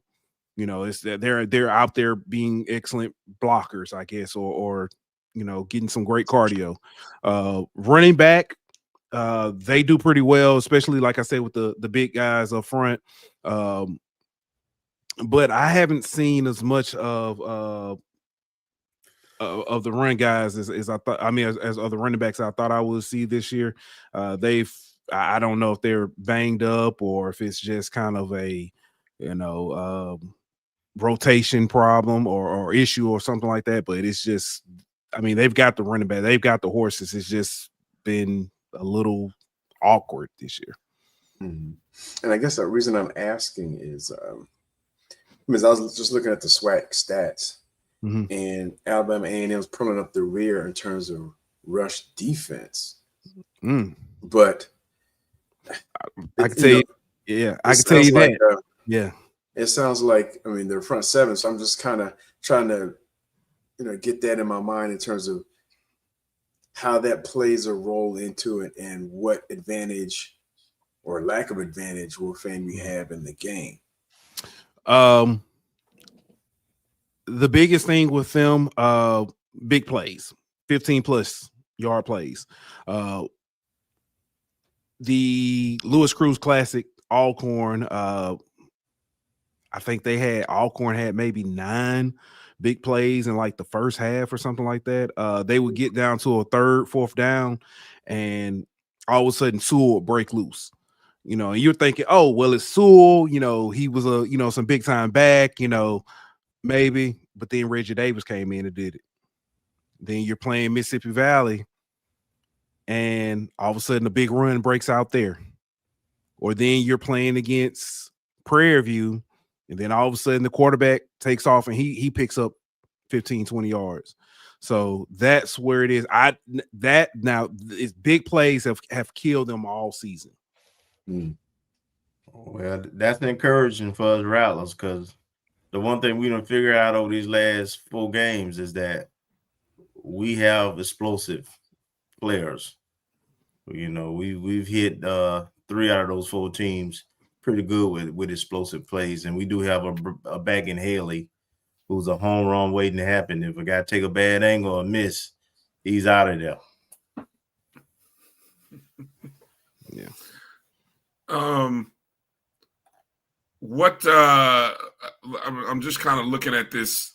My thoughts were on Sam Shade, Pooh, in terms of he can't control the injuries, obviously, but in terms of establishing the type of culture, mindset, attitude, spirit, how's that looking from the changeover from a guy who was very personable, very energetic, very media friendly in Connell Maynard to Sam Shade, a little more reserved, a little quieter guy. But what's your take and what's the vibe on what you like from Coach Shade so far? I'll tell you, what I like about Coach Shade is the culture he's built. He is, like you said, kind of soft-spoken. He's not, not very loud in your face or whatever. But when he speaks, everybody listens. I was at practice this earlier in the summer. There were 2 guys kind of got into a little scuffle. The way they handled that, as far as like coaching staff, said a lot about how this team has changed. The physicality that we saw from the players said a lot.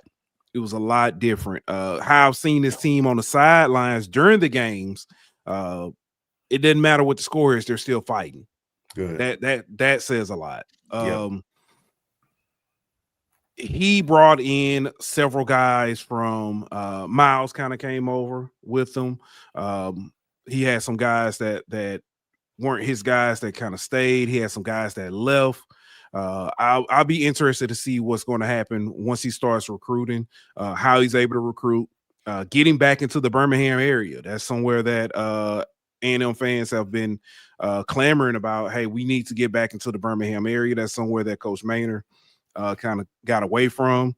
So definitely looking forward to seeing how he does in that area. See if that kind of brings or get some of that grit back? Obviously, my last question had to do with the hangover from the Alabama State game. I don't know if these last two losses are the hangover or just the spirit of things after. But can you put into words that? I mean, because 56-13. I mean, when you lose by 43 to your rival, I mean, that was, I can't even put into words because the expectation was only like about an 11-point spread. So to get beat by 43, did I do the math right? Yeah, 43. Woo, Jesus, man. That Grambling game. I don't know if that was because you're playing this a quarterback you weren't, that I think it was like third or fourth string quarterback or something at this point, walk on or I forget, who the kid and my apologies to the young man. He did all he could. He thrown in that position, but they were out there and they had chances to win that game. They just couldn't do anything. They looked bad. That was the worst I've seen them look all season. This game against Prairie View, like I said, they were moving the ball. They were pushing Prairie View around to an extent. Then they would stall here or there. A penalty would push them back, and then they would stall out. And then at the end of the first half, it was 40 seconds left, as a matter of fact. Prairie View marched down the field, and with about, I think it was the last play, it was like 2 seconds left. They threw a 40-yard Hail Mary. And it looked like nobody was out there. It could have been pitch and catch. And at that point, it looked like they were kind of deflated. I mean, they still came out and fought the second half, but you could see like it was kind of like realization was kind of setting in. It was like, okay, all right, because it went from a 7-5 game to a 13-5 game. And then by the time I got out of the press box, got back down to the field, I think the score was like 27-5. By the time I got to the car, the score was 42-5. So it just snowballed in the second half. It is completely snowball. So yeah, I had hopes that you guys would come this weekend and it will be an entertaining game. And I was like, yeah, I think this will be this, A&M might get shocked, FAMU. And I mean, I think they'll be competitive, but I'm not gonna put any house money on it. So. Well, let me say this. So first of all, it sounds like, and from what I've seen, and it's typical for a first-year coach with not all his players, and then the attrition because of injuries and people leaving and going. Depth. Yeah. It sounds like they just getting worn out. They can hang first, second quarter, but eventually, they don't have enough depth right now built up in order to sustain that effort. Two, you're going to be playing a FAMU team that everybody score on. All right, we allow in SWAC play. I'm just talking about SWAC play. We allow about 32 points a game, somewhere around there. So we'll keep you in the game for sure. But we are explosive. We have shown the ability to be explosive. So it very well could be a shootout. What you said, it reminded me, and because I had to kind of go through it. For those of you who don't know, my son plays football at the University of Houston. Willie Fritz last year, first year at the University of Houston. They came in, I think they won 4 games. They were in every game except for maybe 1 or 2. They were in every game, but then it was just like, everybody beat up. Second half, they completely fell apart. This year, completely different Houston team to the fact they're talking about competing. They're competing for a Big 12, or at least they're not mathematically eliminated right now. I can see the same thing, like you said, for Coach Shade. get beat up on this year, come in, fully establish his culture, get his guys in there, and then next year, they're actually in that race. Mm-hmm. That's what happened at Miles. That's what happened at Miles for him. He came into Miles after who was the coach at Miles that left? Went to Tuskegee. Ruffin. Yeah. Slater? Griffin. He came in after Ruffin, excuse me. He came in after Ruffin, had a down year because I think a lot of those guys left and went to Tuskegee. And then it took him a year, and then next week, they great looking team. I mean, so it's possible. He's shown he's done it. So one thing I will say, who is that? The athletic administrative team that you got over there. Strong, buddy. Yes. I know most of them, work with a lot of them. Mm-hmm. Yeah, you all have a very competent group over there. That's how I knew Coach Maynard was going to be there alone. When they started doing the kennel community, they put in that scoreboard, they redid that turf, and everybody was like, well, it's fun. I never forget. I asked Coach Maynard, and I probably shouldn't ask any more questions on the SEC. I mean, not the SEC, the SWAC coach call. I shouldn't ask any more questions because I asked him, said, Coach Maynard, how, what does the Magic City Classic mean? And he said, it's funny because when I got here, they told me you only got to win 2 games, homecoming and the Magic City Classic. He never won a Magic City Classic after I asked him that question. Oh, wow. I knew then. Out of them. It's the money they were putting into that program. No, sir. When they built that event center for the back, no, sir. They not playing. Did he take his scooter with him? I can neither confirm or deny that. Took the scooter with him to where's he at now? Wake Forest. Yep. As an analyst. Yeah. Okay. No, I guess the one thing I would note, and kind of talking about what you and Kelvin have been talking about, is that when you just do a quick glance at the statistics, especially the offense and defense, the rankings within the conference, I mean, these two teams are, and based on the weaknesses with the, even though our secondary, I don't know, it's like we alternate weeks on whether we're going to give up 300 yards rushing or 300 yards passing. But the weaknesses, the teams seem to mirror each other in terms of their weaknesses. And the other thing that FAMU has to,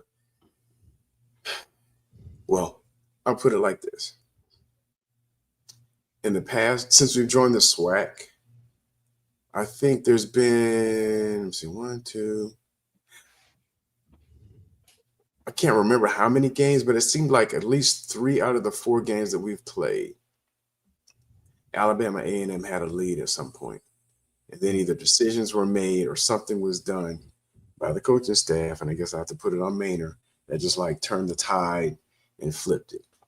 This is when I came down to 22, that we were like the first quarter and first half, we were getting whooped. And I remember, I think we had like a fumble punt or something like that. Or it was like 19. Yeah, it was like 19 to something. It was weird. And I was like, what is going on? I remember in 2021, we had to come back. I don't know if that was the Bishop Bonnet run. And then 23, which would have been down. Yeah, we were down. And then 23 was when it was back in Alabama A&M. I was at that game. It was, you guys jumped out. I mean, y'all had a block punt. Y'all had a punt return. Yeah.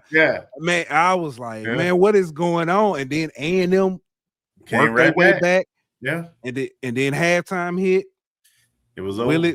Willie did his Willie thing, and it was over with. Yeah.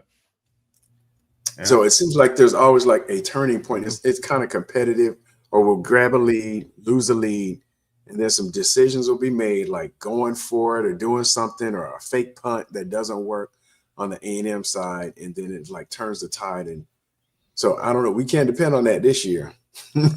So it almost became like a running expectations. Like, okay, he's gonna make a decision that's gonna let us get up on this game. But now we got a whole new coaching staff and everything, so we can't bank on that. Yeah, I'm looking forward to all it. Right, it's gonna be a good weekend. Let's predictions or analysis. Pooh. We're a wounded group of rattlers, so I'm not gonna sit here and say that everybody is confident about this from the FAMU side. So there might be a lot of people that might agree with what you say here. If Alabama A&M is to win, how will that happen? If A&M is to win, no turnovers and a big special teams play. Yeah. Okay. We don't create with both teams averaging, both teams are giving up. I think you guys were talking about this earlier. I was just looking at the numbers here. Alabama A&M giving up 35.1 points per game, which ranks 10th most. And just right under them, Florida A&M giving up 34.4 a game. So like I said, don't take the under on FAMU football games, but expect some points. Expect some points in this contest. Yeah, the problem is Alabama A&M has not scored more than 13 points since they beat Valley at homecoming. So it might be running up against the right team to give them some points this game. I'm just saying, so it's gonna be interesting. It's gonna be interesting. I haven't had the full chance to watch many of y'all's games this year. But the games I've seen, I've been confused. One game I'm like, oh, fam, you all right. Next game I'm watching, I'm like, they gonna let the staff get back on the bus? I don't know. Well, the reality is we're fine against the teams we're better than. The upper echelon teams, we're just not there this year. Yeah, we at the top of tier 2. At the top of tier 2, nowhere near tier 1. Yeah. I knew it was bad when I came on here and y'all was talking baseball already. I said, y'all just gonna skip basketball. But nah, it was it's like I said, it's been a awkward year, to say the least. Yeah, so it's very I didn't doubt Prairie View as much. I just didn't think that they would be able to do what they're doing in year one. I believe in Coach Jackson. I just didn't think they would be able to do what they're doing in year one. I thought Texas Southern was going to be the sleeper out of the West. And I mean, to an extent, they were. But like Coach Dishman said at Media Day when we talked to him, it's just those one or two plays that always seem to mess them up. One or two plays here or there in certain games. So, Prairie View's schedule also, I thought, just really played into their favor. They don't play Jackson. They didn't play none of the top teams in the East except Alabama State. And they got them when their quarterback was hurt. And they played Grambling early, and Grambling wasn't the same team. They won by 1 against Texas Southern. They just find ways to win. They beat Grambling by 1 point. Yeah, they just find ways. No, I'm lying. I'm sorry. Texas Southern beat Grambling by 1 point. Right. They beat Grambling. Grambling had all those turnovers in that game. So it's yeah. So kudos to him. Yeah. I like what I've seen out of Coach Jackson. It's not many people can talk that talk and back it up. So my favorite one at Southern, they interviewed him. First thing he said was "Happy Homecoming." So So I bet they won't schedule. It'll be a cold day in hell before they schedule us again. So, yeah. All right. Pooh, let people know where they can find you. You know, and where they can check in and catch the show. Yeah, check us out. No Chill Sports on Twitter. No_chill_sports. On YouTube, it's No Chill Sports. I want to say it might be No Chill Sports Media. No Chill Sports Media on YouTube. We air every Monday and Thursday doing HBCU hour. We cover, I guess you say, all other sports. On Sundays and Wednesdays, we've kind of been skipping those days because LSU been getting their butt whooped and they all in the news for some other stuff. So I know I was gonna go there with you. I was gonna go there with you for just like a half a second. So I'm glad you mentioned that. Listen, it's been rough. I've changed. I've put myself in the portal a few times. But I will say this: I have this year. I kind of took a step back and kind of watched college football from a mile high view, and truly enjoy everything I've seen. And it's funny because I kind of gravitated a lot more to HBCU sports because of football because of the matchups just lined up every week where they're the better matchups just seem to be over there. Watching starting week 1, Alabama State, UAB. Speaking of that, UAB down the road, they gonna stop scheduling Alabama State for stuff. They might not invite them to a cookout, the way they've been beating them up. Yeah. Isn't that like state mandated though? And then the state of Alabama requires some of those games, some of those matchups? I don't know. They look. I have no idea. But Kay Ivy, before she goes, she might write an executive order or something to change some of that stuff. Them folks, they've been getting they've been crying all day. Yeah, crying all day. But yeah, go ahead. I'm sorry. No, I was just gonna say they almost lost in football. Probably should have lost, and then men's basketball just took them out. So you're right. Wait till baseball season comes around. I hope they ain't got them scheduled for baseball because I mean that baseball squad is usually pretty good at Alabama State. Yeah, yes, it is. And I don't know how they're good during the regular season and then they get to the tournament and something happens. I think y'all took them out one year. I think Bethune took them out last year. To win, end up going win it. So yeah, it's gonna be interesting to see how this goes. I'll tell you what, for the first time in a long time, I'm looking forward to the Florida Classic. Really? Yeah.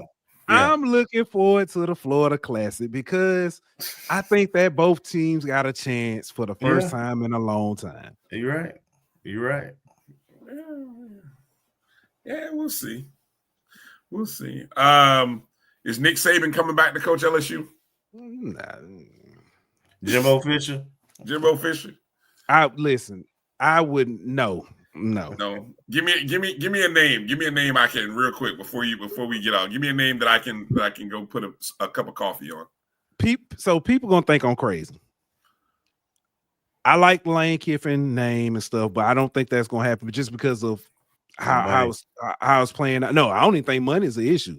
I just don't think the timing lines up with him going. He's going to be in the playoffs. LSU is at a point where they could possibly make a run.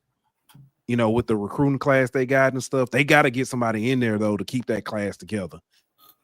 A name that I like that a lot of people might scrunch their face up at. Tulane head coach. No, Eli Drinkwitz at Missouri. Okay. Yeah, I like that's a good name. He's an offensive mind. Mm-hmm. Which if LSU can get a coach on one side of the ball, on the offensive side, preferably get somebody who's call plays over there. Let them kind of control that. LSU's current defensive coordinator was the defensive coordinator at Missouri 2 years prior with Eli Drinkwitz. So he may retain, it may not, but he may retain him and be able to keep some of that class because those guys already got, keep some, at least some stability on that side. Mm-hmm. I think I think Eli Drinkwitz could come to LSU and have a little bit more success than he's had in Missouri. There's a name. There's a name. I'm gonna have to do some searching on, see if I can find a marking on that.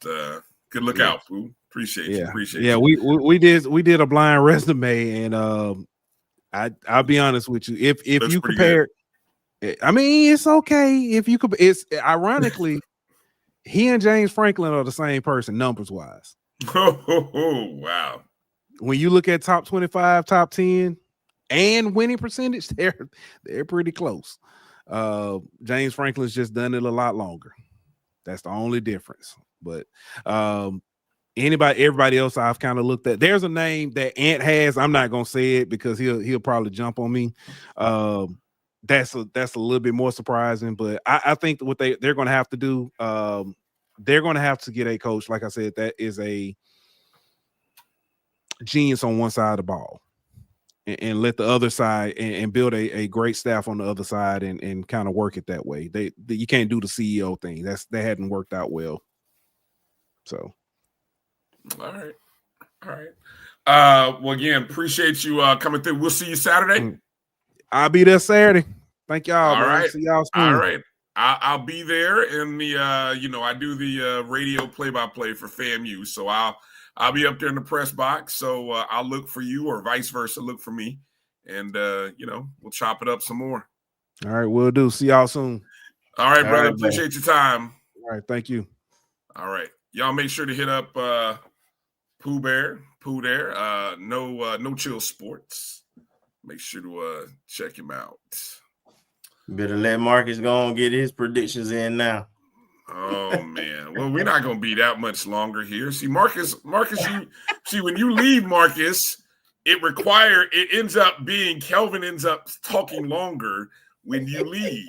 Kelvin forces me to talk about, you don't see the back channel messaging that comes from Kelvin when you leave. He said, Bryan, talk about this, that, and the other.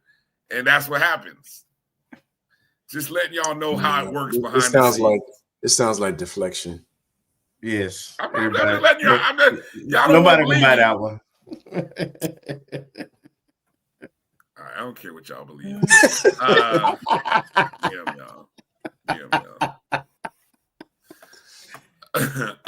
We all we got. And my brother's keeper. All right, let me go through and talk about Gale's our predictions. What we did. I don't even know what was. Yeah. This comes courtesy of Gale, so we appreciate Gale for keeping track for us. These are our bold predictions from the UAPB game. Now, Kelvin, you got the box scores up. I guess you can kind of pull some of these box scores up or let us know how these stats are. Kelvin said he was going to get 100 yards receiving. Now, I don't know if this was individually who this was, and 2 touchdowns. I don't know. Do you remember, Kelvin? No, I didn't say a player. I was 5 yards short on that. 5 yards short of what? Of 100-yard receiver. Oh, you mean okay? It was 100-yard receiver. Okay. Yeah. All right. And they would have 2 touchdowns. So whoever it was, got 1 touchdown, right? Yeah. Final score prediction for Kelvin was 38-35. He predicted a high-scoring game. He would have been playing the over. Cha-ching. He hit that. 3 points, though. That was a good call, too, Kelvin. 3-point ball game. Good call. Mm-hmm. For me, I said the first 2 offensive drives that we would score. That didn't happen. A defensive touchdown. That didn't happen. And a score of 38-31. FAMU winning. I was taking the over. Cha-ching, cash that. Marcus flat out said the defense needs to play. And I don't know. He called for 200 yards rushing, though. I don't know. Was that one individual or the game? I don't remember. Well, no, that had to be for the team because I don't know. Right. Well, we did that. Yep. We did that. And then a score of 28-24. FAMU. So another close ball game, 4-point ball game. Yeah. Gail said this is the first time anyone has been close in our predictions. So there you go. And yeah. Ooh, it ain't my fault. Marcus, what's your what any big takeaways from what you saw at UAPB? We heard Kelvin his takes on Monday. What about you? Any big takeaways? I had to kind of look at some of the game, and actually I couldn't find it on HBCU Go, the full replay. So I had to look at somebody's YouTube clips. Yeah. And I had to look at it. Well, to be honest, around halftime at a women's basketball game, I pulled out my phone and started, looking at both things. So I saw some of it. I guess the biggest thing, just to echo it, everyone, the defense has been like, ugh. You get a lead, like, okay, we can get a little breathing room. You just let them right back in. And that's been a recurring theme, especially since we started conference play. Especially against teams that we beat. I mean, Albany State, Southern, Alcorn. It's like, okay, we can score, but we can't stop them either. So that's been the biggest thing. And I was just surprised at how toasty our DBs. I mean, that's been consistent most of the season too. But our DBs just stay toasty. And the other thing is, it looked like we scored, but it seemed like the passing concepts for UAPB, I don't know, they just seem to be a little bit more advanced than maybe what we call. And it could be just because they have a mature transfer quarterback, because I believe he came from Shaw or one of the CIAA schools. He transferred in. So his maturity and perhaps having been in the system or having played may play a role, but it seemed like some of their passing concepts just seem to be a little bit more complex, or they seem to get some wide open people. And plus we have the talent on offense as well, but it seemed like their receivers were just like all over the place. So I'll say that. And then I'll also say, the offense played well. They called a good game. I had to go back and look at those highlights to see the play that was called a holding that would have given us a 24-7 lead. And then we didn't, that allowed them to get back in the game. So because I heard about it and I saw the team talk about it on Monday, the crew talk about it on Monday, but I didn't actually see that play. That was probably when I was transitioning from the end of a basketball game and going to the car. So I did see that play, and yeah, that was a key play. And there was only one player I thought that it could have been called on because the clip didn't play the referee's call to see who was actually called on, but it looked like it was the left guard, but it could have been. It could have been. It wasn't a whole lot there. It was just one of those calls that you're gonna get in a SWAC game. Like, really?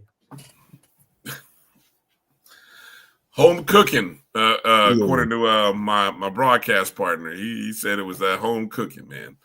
A lot of those. And it seemed like we got a couple illegal block in the back. Was it this game? We got a couple blindside blocks on kickoffs. Yep. And one I was like, horrible. Yep.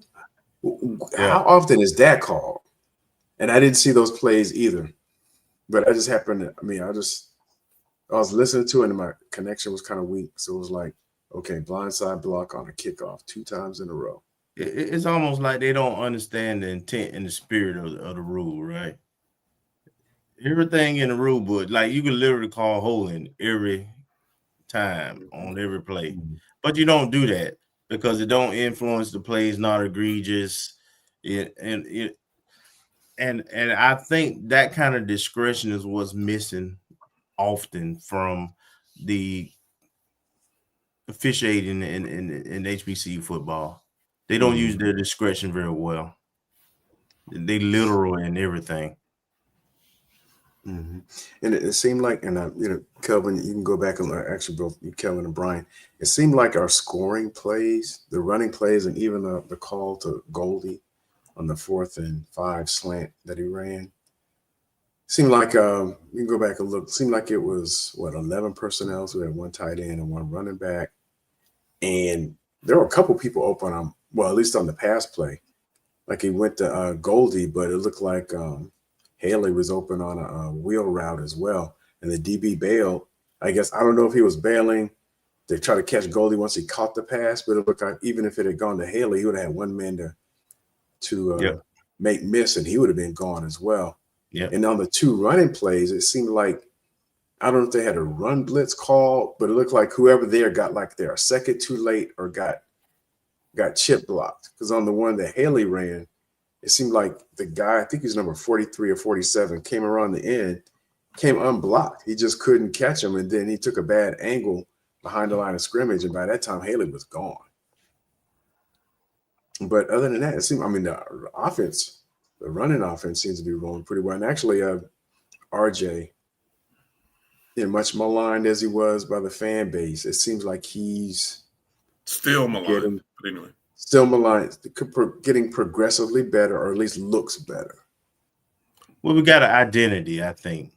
Now we are playing lesser talents too, but we have identity. You understand what we're doing. The game seems to be slowing down a little bit enough for him to make some plays, and he's not been asking to do a whole lot. So, when you're getting 250 yards rushing and then another 250, that's very balanced offense, and the concepts are simple. We're not asking him to read a defense pre-snap and change plays and call the plays from the huddle. So we should be. There's the one slip up. You guys talked about that too, that interception we threw in the double coverage. It looks like he threw off his back foot too. He had pressure. It was like, it was like a whole. He was supposed to check down. Yeah, he was supposed to check down on that one. Looked like he had the same play. I don't know if that was Haley or Thad Franklin, but he had the running back going out on the flare out to the flat, one guy on him. Yeah. But make it proper. So Marcus, let's go ahead and get it in now, B. What's your prediction and bold prediction and your score?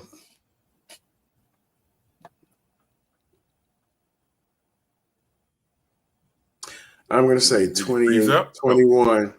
No, I'm thinking about it because, I don't know. Both teams, you don't know what you're going to get.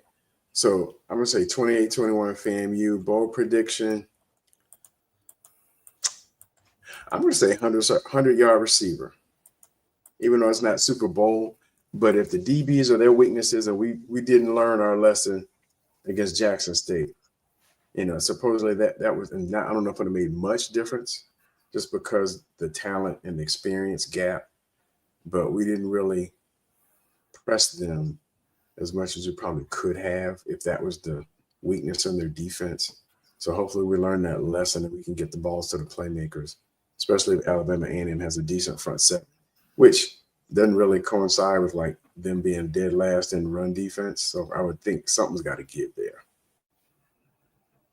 So either the front seven isn't as good, or they just give up big play. Like it's like they stop somebody for half a game or 3/4 of a game and just give it up in the fourth. So 100-yard receiver and 28-21 FAMU. There it is. Wait a minute. What was your score again, Marcus? 28-21. 28-21. That's 49. 28-21. That's at 49 points. It's too low, Marcus. I'm telling you now, it's too low. Yeah, it could be. I just don't know. I mean, two teams that give up 30, two teams that give up 35. I mean, just think about that for a second. Yeah, that's true. Two teams giving up 30 points each. And we don't turn the ball over that often, so no. And we don't get many turnovers. Right. No. That part. So all those things point to high scoring game. 35-31. Yeah. Yeah. And it has been in the second half is where the points have been, where we give up points. I mean, it just I thought one of the most insightful things that I thought I heard from you guys, and maybe I think it's you, Kelvin, starting to get on board with what I've been saying, is we are if you broke the league down into 3 tiers, we're in tier 2. We're at the top of tier 2. We're the top of tier 2. And who else would I put in tier 2? I'd probably put teams like Grambling, Bethune. Mm-hmm. We're at the top of tier 2? Yeah. Yeah. I mean, if you said tier 1, record. Tier 1, who? Grambling and Bethune have a better record. Who they go look at who they played. But Bethune still, Bethune hadn't played us. They hadn't played Jackson State yet. So Grambling hasn't played they beat Jackson State. They haven't played Alabama State. They lost to Prairie View.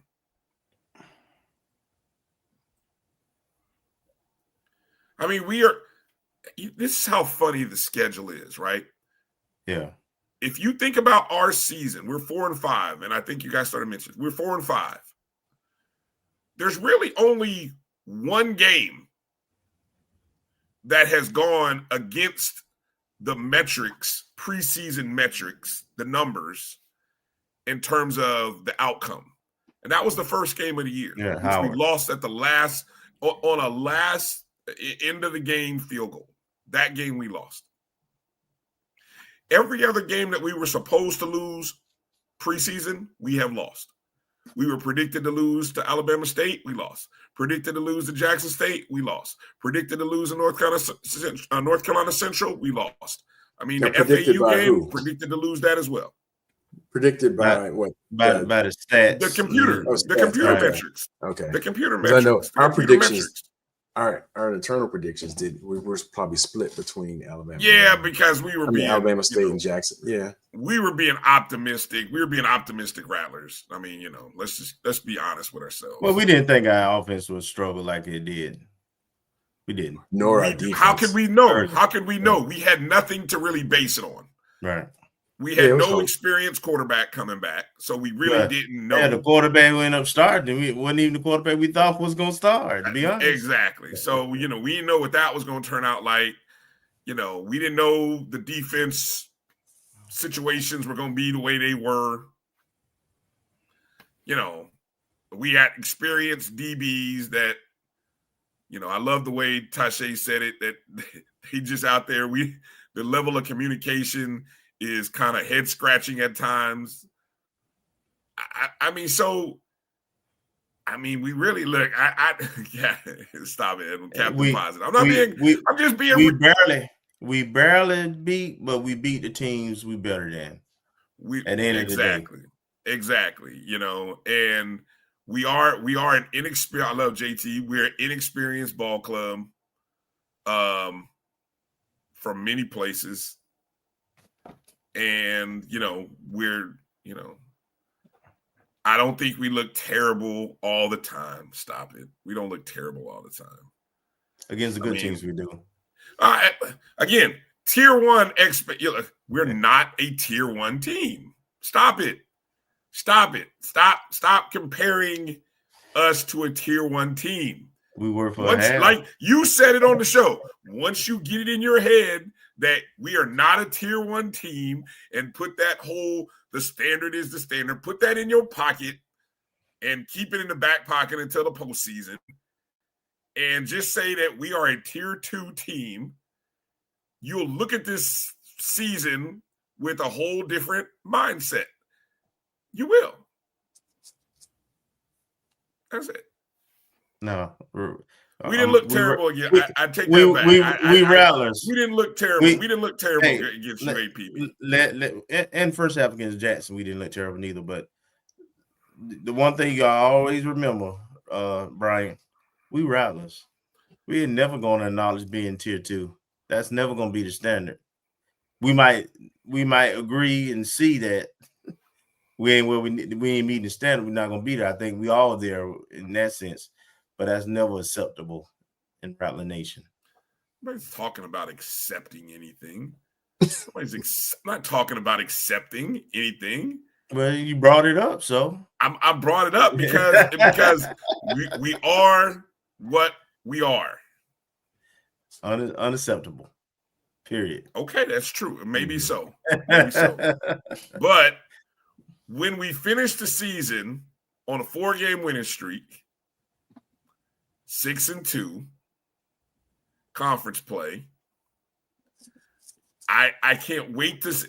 I want the reality to finally set in with everybody as to what we are and what this season is. Because the season is not going to be any different than what it was predicted to be, except for the Howard game at the beginning of the year, which we lost on a last-second field goal. Nah. Just think about. Hold on. Let me ask y'all this. Let me play this. Let me do this. What if we had made that field goal? Would anything really be? No. Let me say that field. If that field goal goes left, yes, Bryan. Yes. What's different? Losing 3 games at home, giving up 40, not being competitive. Nothing would have changed. That would have still happened. No, it wouldn't. Yes, it would have. Not at the beginning of the season. If we had that was not a prediction. If that field goal goes left against Howard, we ain't talking about and we won that game. You talking about the season? Are we talking about the game or are we talking about the season? All right. No, what game? We're talking about the season. So we talking about the season? Then no. I mean, losing 3 games in Bragg, getting blown out, and no. Predicted. Barely beating Alcorn as well as Albany State. Barely at home. No. Bro. Winning is what happened to winning is hard. What happened to winning is hard? You keep saying barely, but winning is hard. We can't say winning is hard and then talk about being barely. Come off the ledge. We can't say winning is hard and then turn around in the next sentence and say, "Oh, we barely won." Oh yeah, we can say that against inferior opponents. We can say that. The standard is standard. Someone make a shirt, please. Somebody just make a shirt. Standard is the standard. It is. It is. I'm not. Hey, I tell you what. Put this product on the field 3 years in a row and see how long you'll be the coach. That tells you everything you need to know. That's what it is. Hello. Okay. Do you understand the words that are coming out of my mouth? So I get it. 7-5, 3 years in a row. It's not a good look. Understandable. All right. Peace out. Also, I want to give a shout out to. I'm gonna be like Marcus. Bye. Go ahead. We give a shout out to Nia Rhodes' family. Her family was sitting behind me at the Howard game, and they came from Kentucky to see her play. So that was I wanted to make sure. And actually, I talked to them about coming on the show whenever they're available. I don't know if they're on social media. I didn't ask, but her mom, her brother, and I think 2 of her former high school coaches came up from Tennessee to watch the Howard game. So that was good to see. And Coach Crary was sitting in front of me. So he was there. I guess I'm watching the game and then getting prepped for their game against Howard men. Yeah. Which they won. Yeah. They pulled it out. Yeah, and 2 of the players that are balling out for them early or 2 players that had already committed to FAM. But it is what it is. They committed for him. Yes, I understand that. So, all right, fellas, I'll catch up the last few minutes or 45 minutes. Leave it up to Bryan. No, it ain't gonna be 45 minutes. I'm not talking about nothing else. I'm done. I'm Keith's ready for baseball and softball. I'm not even gonna bother talking about basketball. I'm just gonna delete all these videos and I am not even gonna talk about it. Y'all. We can talk about the men basketball. Nothing to talk about. I'm just gonna go to volleyball. Don't be mad, Bryan. Don't be mad. I'm going to volleyball and closing the show out. Oh, he's have a good night, Marcus. All right, keep an eye out for any signees. I've only seen one so far. I saw the one softball young lady from Sumter and the baseball gentleman from Tampa. I haven't seen anybody else, even the verbal commitments who said they were coming, and the Olympic sports, because today's the Olympic sports signing day. So I'll keep an eye out for that to get confirmations and of the people who committed that they actually signed. But those are the only two I've seen so far, and no surprises yet either. All right. Sounds good, man. Appreciate you, Marcus. All right. Have a good night, bud. All right, brother Marcus. All right. Let's do this. Let's go, Bryan. Nope. I told you I'm volleyball and I'm out. I'm done. I ain't showing doggone basketball, nothing. We got to do our bold predictions. And bold prediction. FAMU wins. Take the over. That's it. There's my bold prediction. That's it. Take the over. I keep telling y'all, don't bet the under. Take the over. Whatever the point total is, it'll be probably 53. Take it and have yourself a good steak dinner on Bryan, because he told you. It was we only got 2 seniors that are part of the senior night. We're part of the senior night festivities for volleyball. That's Yarciel Rodriguez, the grad student, transfer from Pikeville. She's from Bayamon, Puerto Rico. That's her on the left, number 15. And Ruxandra Flores. I think I said that right. Hopefully I did. She's actually a grad student, transferred from Zula, Xavier University, Louisiana. She's from Chieri, Italy. That's her, number 19. So only 2 seniors. But anyway, which is kind of interesting given, I really thought we had, we are a young squad. Doggone it, man. Yeah, are we? We are. We are really young. Looking at this roster, I mean, really young. Yeah. But we got a 3-1 win over Bethune-Cookman. Man, that was a huge win. Bethune, when we played and we went to Bethune looked so freaking good. Yeah. I mean, every shot felt like it was being blocked. They were stuffing it down our throat at the net. I mean, the energy that Bethune played with in that contest, I think they smelt blood in the first set, and they held that energy. I'm talking about when we went to their place. When we lost to them, that was the first time that we had lost since 2019. Right. They just wasn't used to beating us in volleyball. Yeah. So I mean, damn, it was a big win for them in that contest. Just looking at a few of the numbers, you see the numbers there. 25-16, 28-26. The second set was the set that was I remember watching it. The second set was huge. Winning that second set, 28-26, was a big get for us. We found that was the set, Kelvin, that I thought that's the one we had a habit of losing. Like we were down and rallied. I think we were down by at least 10 points in that second set, managed to win it.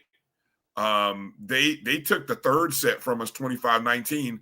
They jumped out on us on that set too, and we kind of made it competitive. And then we just kind of, we rolled in the fourth set, 25-21. A really good performance. Improving to 7-7 in SWAC play, 9-16 overall.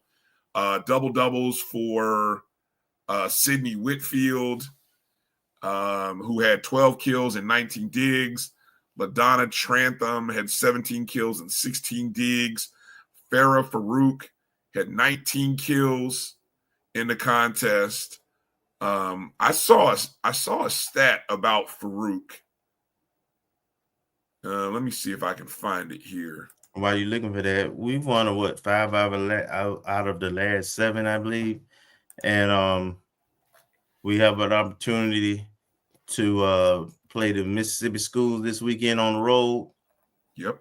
And if we can get those two,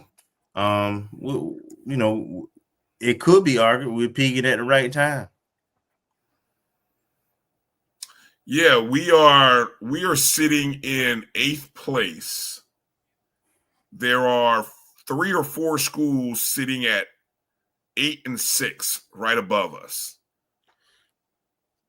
So we could go into the tournament as high as 5th. 4. Yeah. I don't know if we got enough to reach 4. Hold on, I got the standings here. This is the schedule. You can see on Friday we play in Mississippi State. Then on Sunday we travel over to Jackson State. These are the standings. Yeah. Yeah.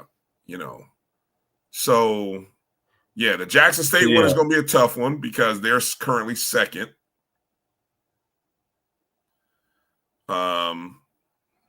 But so we can get to 5. You're right. Yeah, 5 is, so anywhere from 5 to 8 is what we're looking at heading into the SWAC tournament. I don't think Grambling's going to catch us. I don't see us losing 2 this weekend. So we got an opportunity here. Just looking at the notes, Farah Farouk ranks 1st in the SWAC and 31st nationally in hitting percentage at 39.4%. The Rattlers have established a strong identity around efficient front row play. Farouk also ranks 2nd in the SWAC in blocks per set, 1.02, giving FAMU one of the most balanced middle presences in the conference. So that's I noticed we playing these last few games too. I've noticed a couple of names that hadn't previously been getting a lot of playing time, and I wonder if that coincide with our improvement also. Yeah. The Jackson State match is the highlight match. Again, that one's on Sunday. Hopefully it should be on SWAC TV. Jackson State sits near the top of the SWAC defensive rankings, leading the conference in opponents' hit percentage and ranking 2nd in kills per set. They've got the young lady, Jaden James, who's the SWAC leader in both kills per set and points per set. Definitely probably a young lady who might win Player of the Year. In terms of us against any of these teams, if you look at us wins and losses throughout the season, even in this win streak now, it comes down to 2 things. And I guess you can say that about all teams, but specifically for FAMU this season, hitting percentage and unforced errors. When we play a clean game and don't have those periods and droughts of errors and bad serves and missed kills, we win. And when we don't, we lose. And when we don't, it unfortunately seems to happen at the end of the sets, right? When we're trying to close out. So if we just play consistent, we'll be good. We'll be in good shape and be competitive with anybody. Yeah, the last time we played Jackson State was the beginning of the SWAC season. First game.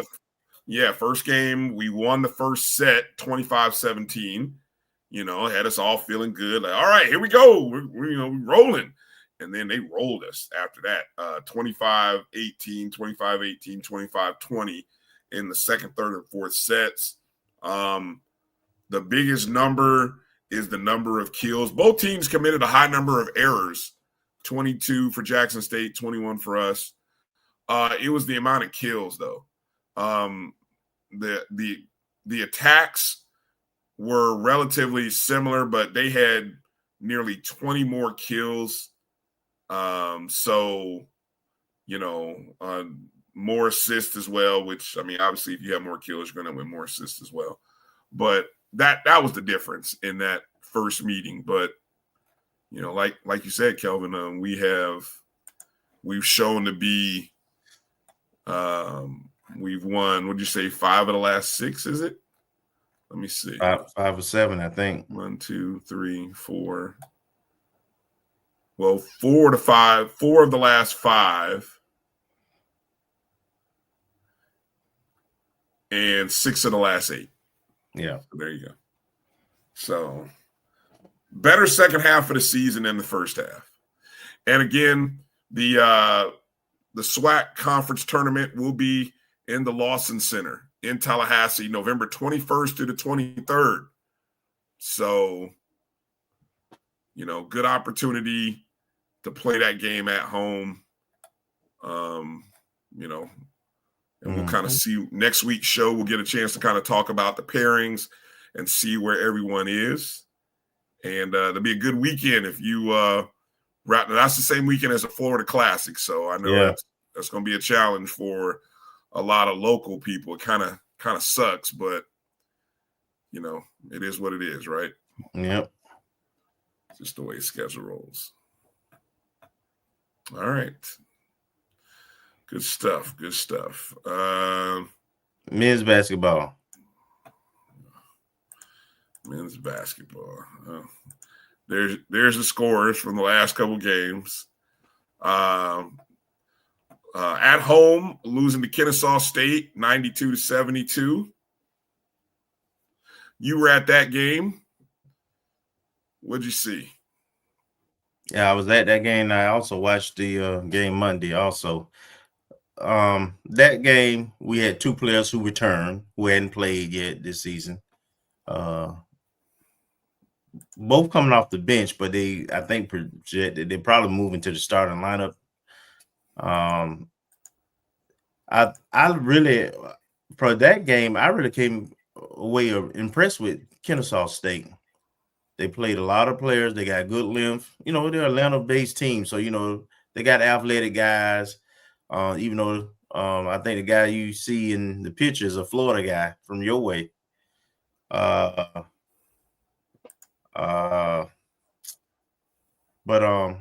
Kennesaw State is a really good team. They'll be in the midst. I hear they'll be in the top 2 in the running for their conference. So they were a really good team. We didn't have none of our bigs for this game. And that hurt us. That they was able to get some second chance basket and drive into the lane.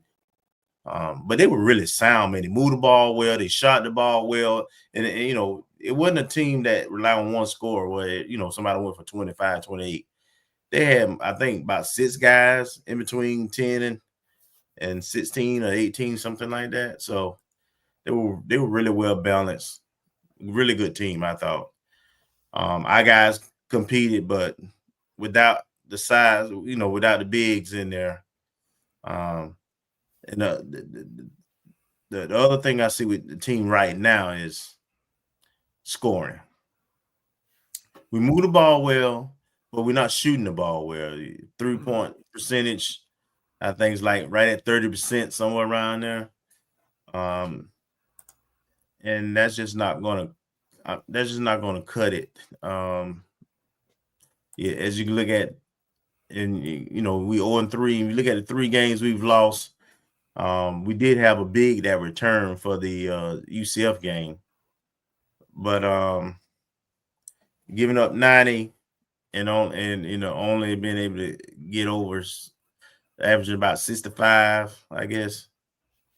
That's I anticipate this new team, new coach, and the big thing is players still rolling in. We had 2 introduced Saturday. We had another one, the bid come back Monday, and then we got the UCF. Then we got the Georgia game coming up, and then we have a big break for like a week and a half, I think. after we play Georgia. We don't play for a while. We won't play to December. So I think that'll be the time where you'll see everybody grow. Our second big will probably start to get some minutes going in, getting ready to December, going into the conference schedule. So I really expect the men to be really competitive in the SWAC and do well. But yeah, what I see now is they got to make bucks. They got to make buckets. Let me show you. Let me throw some stats at you as I was just looking at some of the stats here in just the 3 games, right? Where we're averaging 66.3 points a game. All right. Points per possession is 0.75. For those of you who pay attention to that, we're getting about 97 possessions per game. Our opponents are averaging right now 97 points a game. That's, and they're getting about 4 to 5 more possessions, but their points per is 1.1. And the biggest statistical thing, you talked about shooting. We're shooting 35.7% from the field. Our opponents, 52.4%. Now, I'm going to go even deeper. 3-point percentage. 28. We're shooting 23.4% from the 3-point field. Yeah. Our opponents are shooting 45.6%. Jesus. I mean, that is hard to overcome. Yeah. That's hard to overcome. And we don't take bad shots. We don't. No, you're right. You're right. I don't think we don't jack up a lot of shots. We just ain't hitting them. We just ain't hitting the ones. I mean, this video highlight that you guys are seeing. These are all makes. These are all the makes. We'd be here another 5 minutes if I showed you the misses too. I mean, I'm just showing you the makes.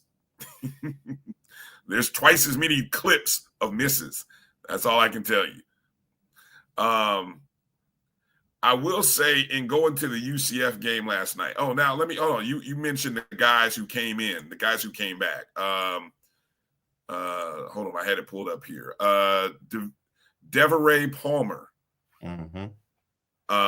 played 19 minutes against Kennesaw, his first game of action, 16 points, 5 of 8 from the field, 6 of 9 at the free throw line. Antonio Baker, also first game of the season, played 26 minutes, 10 points on 3 of shooting from the field, 4 or 6 at the line. But he had 3 assists, 2 steals, and 3 total rebounds.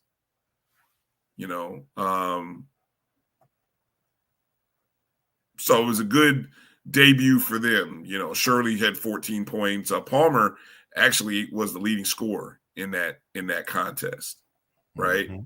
Yeah. Now I went to the floor. I went to the game at UCF. The game was obviously right here in the backyard, right? The biggest. I mean, obviously, the first half was a rough watch. I mean, we didn't make no shots. Didn't make no shots. Down by 28 at halftime. Second half was a whole different game. Practically an even ball game in the second half. I mean, we were outscored 49-40, but for several minutes we were neck and neck in terms of second half point production. The biggest takeaway was Miles, how am I going to say this name? In Dalama? Yeah, something like that. Miles Dalama. Yeah. A 6'11" center from Zambia, transferred from Chipola. Number 34, just in case you were watching the game and you were like, who is 34? That dude is a dude. I'm just going to put the clips. Made famous about 10 years. That dude, that's he's 34. Gonna be nice. He's gonna be nice. Dude, you watch. His energy level was better than any UCF player. That's him right there on the block. his energy is better than any dude that I saw for UCF. Again, UCF shot 13 of 20 from the 3-point arc. Mm-hmm. We only shot 6 of 21. Again, that disparity of shooting is what's hurting us right now. Right. You know, there's one of the few threes that we got, Jordan. But I mean, you already see the score. I mean, we had a drought early in the contest, and I mean, you're swimming upstream. Yeah. But I think Miles is going to be. I think potentially Miles is going to be. He's got first team SWAC, second team SWAC potential. No doubt. Absolutely. I don't know. I don't remember how we talked about last year. The big who went to Jackson State, Grant. Yeah. And we talked about there wasn't anybody in the SWAC like him, and that's why we kind of felt like doggone it hurt losing him to Jackson State. Yeah. I don't know if there's a big like this young man right there. He's a lot more athletic than Grant was, though. Yes. I mean, and he still has the skill sets, though. 10,000% better. I mean, just look at the effort. Look at the effort. I mean, the effort and the hustle, and again, his enthusiasm for the game, Kelvin, is what I was most impressed with. I mean, if we can get everybody on the floor, and including the bench guys, because, you know, I watch stuff like that. Like, I watch our bench. I don't see enthusiasm for our bench. And I know, see, there you go. There's one that was during a little run where we, you know, guys started making some shots in the corner. But, you know, if the guys on the floor are as energized about playing as Miles is, we're going to be all right. No, I'm telling you, when we get to conference play, that's when you're going to really see this team soar. Yeah. Also in that UCF game, the young freshman, Knowles, Anthony Knowles, that's him right there. Mm-hmm. He hit 4 threes. Knowles played really well. He played really well. Yeah, he's got talent potential. He's just going to be inconsistent as a true freshman point guard. So he's going to turn over. He's going to make some silly fouls and stuff. But, you know, they letting him play through it because out of necessity at first. But now that Antonio Baker is back, you know, he can come in and That drop step. I jumped out of my seat when he made that drop step. I ain't seen a post make a drop step like that since, man, look, where's he from? Yeah. Zambia? He got a good he got a good game. I don't want to make no comparisons, but look, that drop step was next level. That was one of them drop steps that you teach at like 5-star camps, and you just, can't no kid really do it, but you still teach it just because that's a kid who can actually do it. I mean, man. Once we find our shooters, all we need is one or two just drop dead shooters. Once we find our shooters, they can take off. The other thing I watched us in this UCF game, we're a little late on passing to one another. I think right now we over dribble a little bit. Yeah. We have to be better passers. We have to be willing passers. Better screeners. Well, we do some we do pretty good backdoor cuts. I've seen this team, they can execute at a high level, but they don't have a guy right now that I see that can break down the defense one-on-one. That's one thing I don't see. You might be right. Yeah, you're on to something. I mean, I don't know. I haven't watched enough of their offense to know if we're a ball screen team or not. But I know we do have to find each other faster. The few times that we had some transition breaks, we didn't find each other very quickly or fast enough, I should say. And we got to do better. We should be a really good press team when it's kind of early in the season. But we're very athletic and we got decent length and all that. So we should be able to press the ball, though, and speed up the game, get some easy shots. So on Monday, They're again, Kelvin said they're up in Athens, Georgia, taking on Georgia. And then that long break. I mean, a 2-week break. They don't have a game again until December 2nd. Yeah. Wow. It's a long time. Yeah, that's a long break. But, hey, it gives you a chance to evaluate yourself after 4 games. Mm-hmm. You played 3 of those 4 against Power 5 or Power Conferences, Big 12, AAC, and SEC. And then a good mid-major in Kennesaw. So you got a chance to really kind of work on yourself going into that Jacksonville HBCU Hoops Invitational thing. Right. And then we play Jacksonville again. So we got a home and home with Jacksonville. I mean, we realistic. And then you got Tarleton State. I mean, yeah. I'm maybe out over my skis when I say this, Kelvin. Coming after this Georgia game, we could I'm not going to use the word easily. But it's realistic that I can see us winning 4 or 5 games. Yes, correct. Absolutely. And, and then that would be huge going into the last part of the non-conference. Yep, I agree. So, yeah, good stuff. All right. Yeah, you guys are making good points there. EA, Corinthian, all that stuff. So, we'll see. We'll see. EA is an old basketball player, so yeah.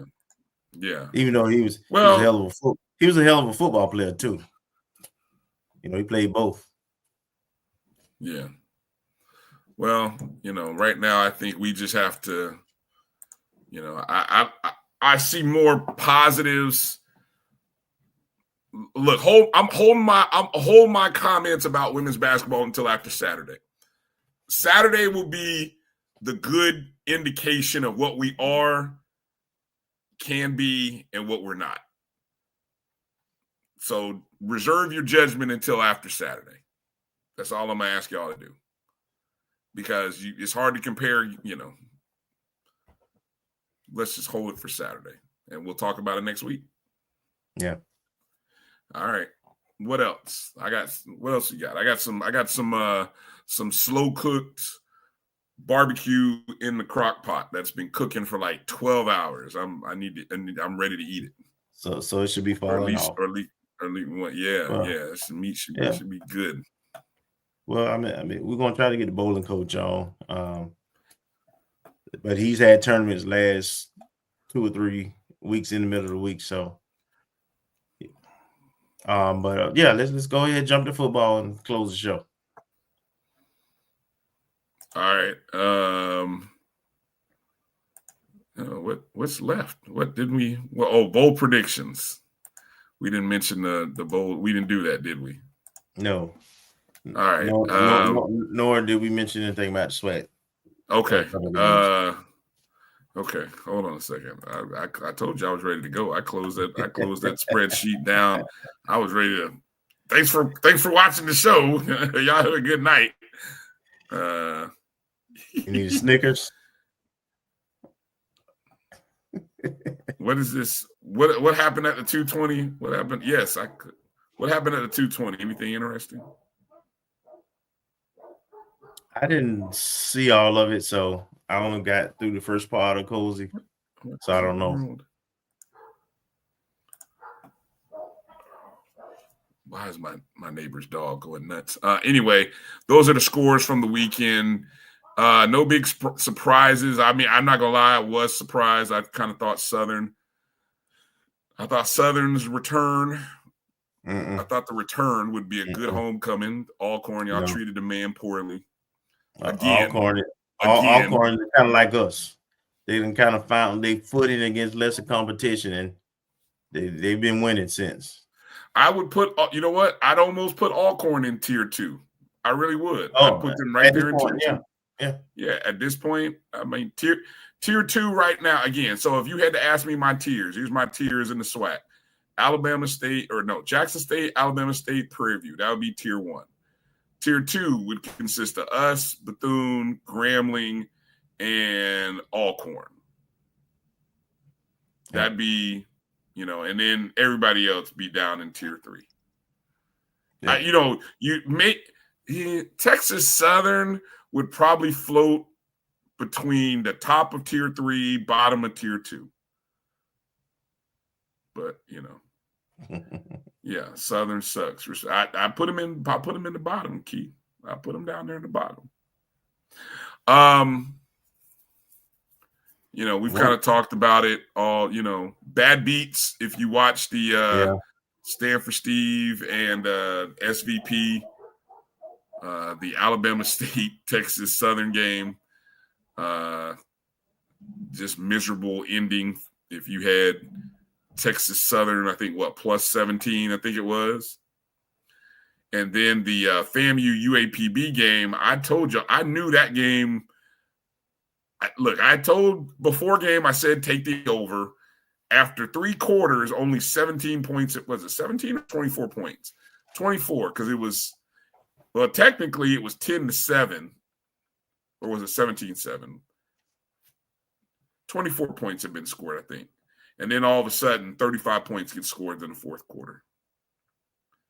5 consecutive touchdowns between UAPB and FAMU. Yeah, Evermore. We might talk about it, but we ain't the same. How many wins?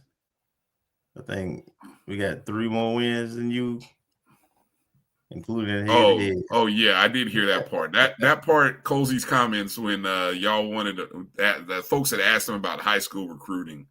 That was funny. No, I hadn't heard that one yet. But. Yeah, it was what I was referencing when I sent you the text. That's what they're talking about. Somebody asked him about high school recruiting, and he was like, if y'all are gonna give me 4 years, then I'll gladly go out and do some high school recruiting. I said, but y'all don't want to give me 4 months. So Colsey was like, I gotta win now.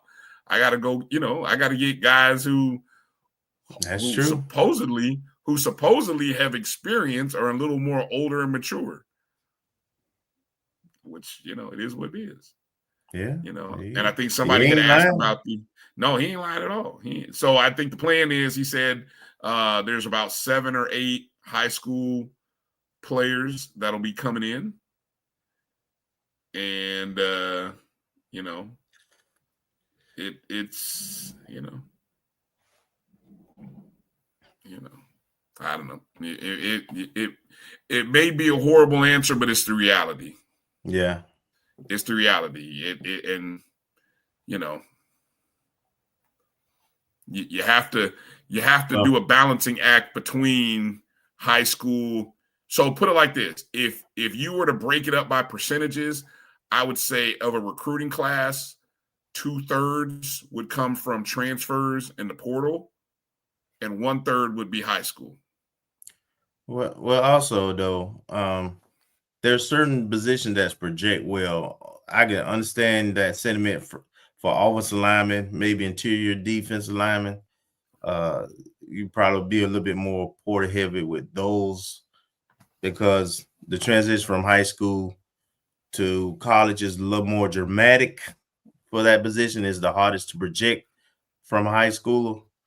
But you could definitely bring in some skilled people, have a little bit more balance with that, especially if you doing your due diligence and you getting quality players, because you got to do that both whether they're high school or JUCO. Just because they transfers a JUCO don't make them quality either. And I always go back to what Mike Tomlin says: run to coaching. If you trust your coaching, you just want to bring in good players, period, that are coachable and and talented. But if you lean too much on that porter, I'm like, can you coach? Well, this is this is where your player development system has to be. You got to have a good player development system if you're going to go out into the portal, and you got to have some good teachers, not just coaches, but you got to have some good teachers. And hopefully you got some guys who will give you at least a couple years. I think that's one thing as well. So, I mean, you can go in the portal, and if you can get a guy who still has 2 or maybe 3 years of eligibility, that's certainly more advantageous than a 1-year guy. I mean, the only position, Kelvin, I would look at maybe a 1-year guy is maybe the quarterback position, a guy who has 1 year left of eligibility, or maybe a kicker, punter. Everything else, I'm looking for at least 2 years.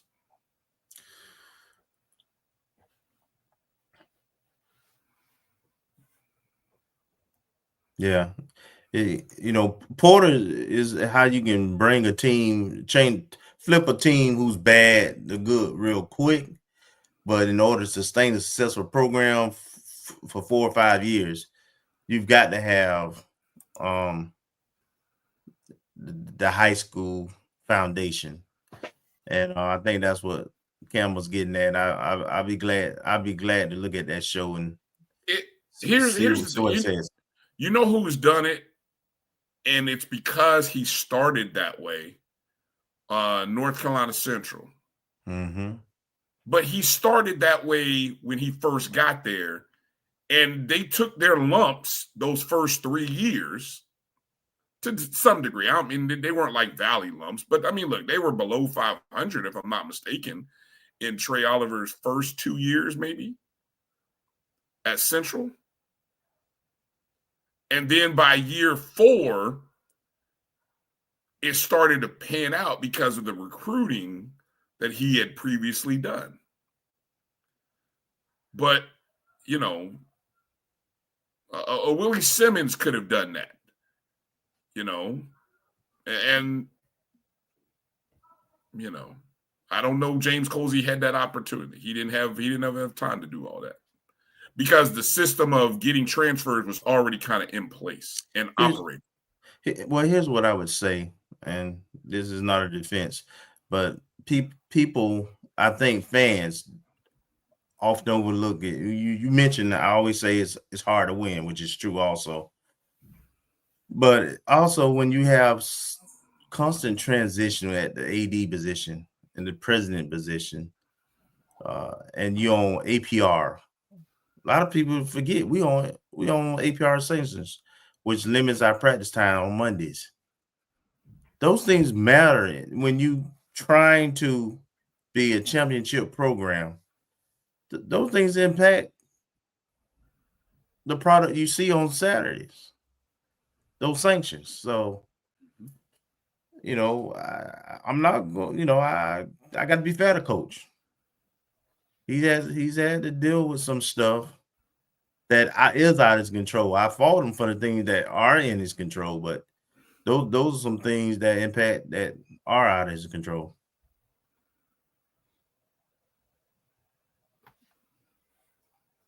But yeah. All right. Standings, they are what they are.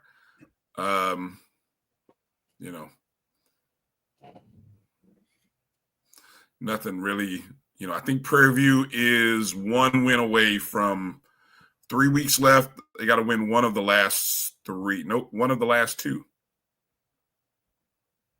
Let me see. They have the tiebreaker over Grambling. So let me see. Even if they lost the last 2, they got to win one of the last 2 to clinch the West, which shouldn't be too hard. This weekend, big game coming up. Here it is. I don't know what was the total number of suspensions for Bethune players. I know there was 29 total players. I'm not sure. What was it? 9? I thought for some reason. No, it was more than that. Hold on. So I got the SWAC. I think most of it was Bethune. I mean, was most Grambling. of it was Grambling. Yeah, because it happened on their sideline. Let me see. News archives. Let's see. Here it is. Reading press release here.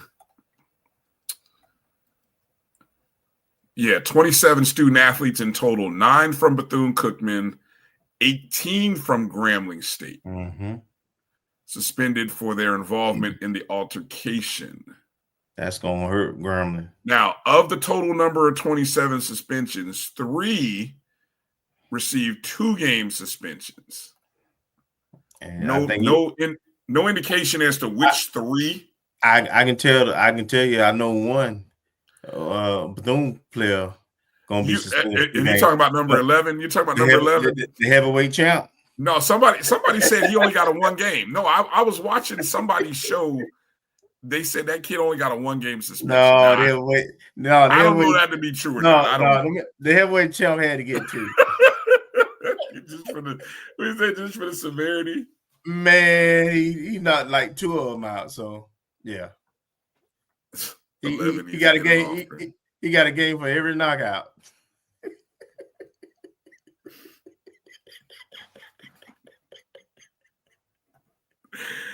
I don't know how those 9 will affect Bethune-Cookman. Who knows? Those 9 players could all be second string guys.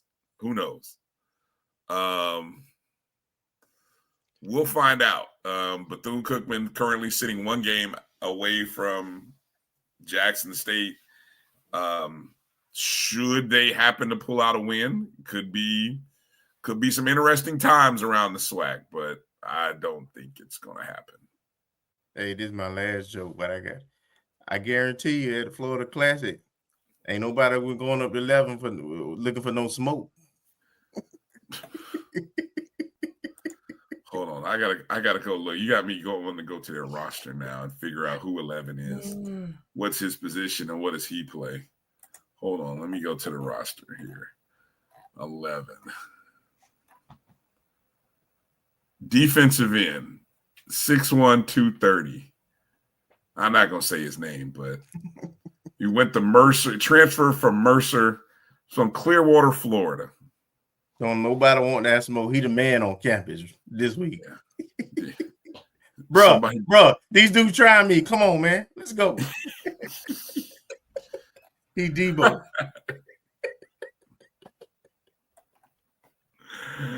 Oh my God. Played his first 3 seasons at Mercer before transferring to Bethune.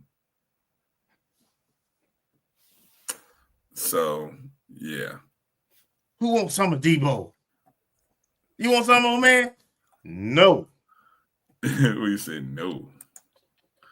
No. Just looking at his season stats, besides his knockout punches, modest numbers, nothing too big. But anyway, Grambling will deal with the 18 suspensions and travel to Alcorn. Alcorn is the hot team right now, man. Yeah, the Grambling. Alcorn is the hot team. I think what is the I was just looking at the stand. Let me go to the standings here. Grambling winners of 4 in a row. Alcorn winners of 3 in a row. So 2 of the longest win streaks in the SWAC. Something's got to give. Yeah, they're gonna be in trouble this week. Yeah. Of course, the FAMU Alabama A&M game. Texas Southern at Southern. Texas Southern should win that game. Southern still looking for their first. I mean, when's the last time? Hey, Edwin, when's the last time Southern went winless in the SWAC? My God. Oof. UAPB at Prairie View. I can tell you UAPB is going to take a 10-hour bus ride to Prairie View. I had a chance to hang out with some Prairie View folks in the post-game tailgate. Let me see. I'm sorry. What did I say? Prairie View. You said Prairie View. Oh, Pine Bluff. Yeah, the Pine Bluff folks. Yeah, there's a few of the Pine Bluff. Shout out to Lillian down in the bottom right corner. The young man sitting in front of me, that's the kicker for UAPB, Trey Glimpf. The young man to the left in the gray, that's the backup quarterback. Slaughters, I think his last name. That's the kid who threw 2 touchdowns in the game. That's him and his family to the left. So I had some unbelievable sugar-free chocolate cake, Kelvin. That was the best thing I've ever had. First off, sugar-free chocolate cake. Get out of here. I mean, that sound crazy, right?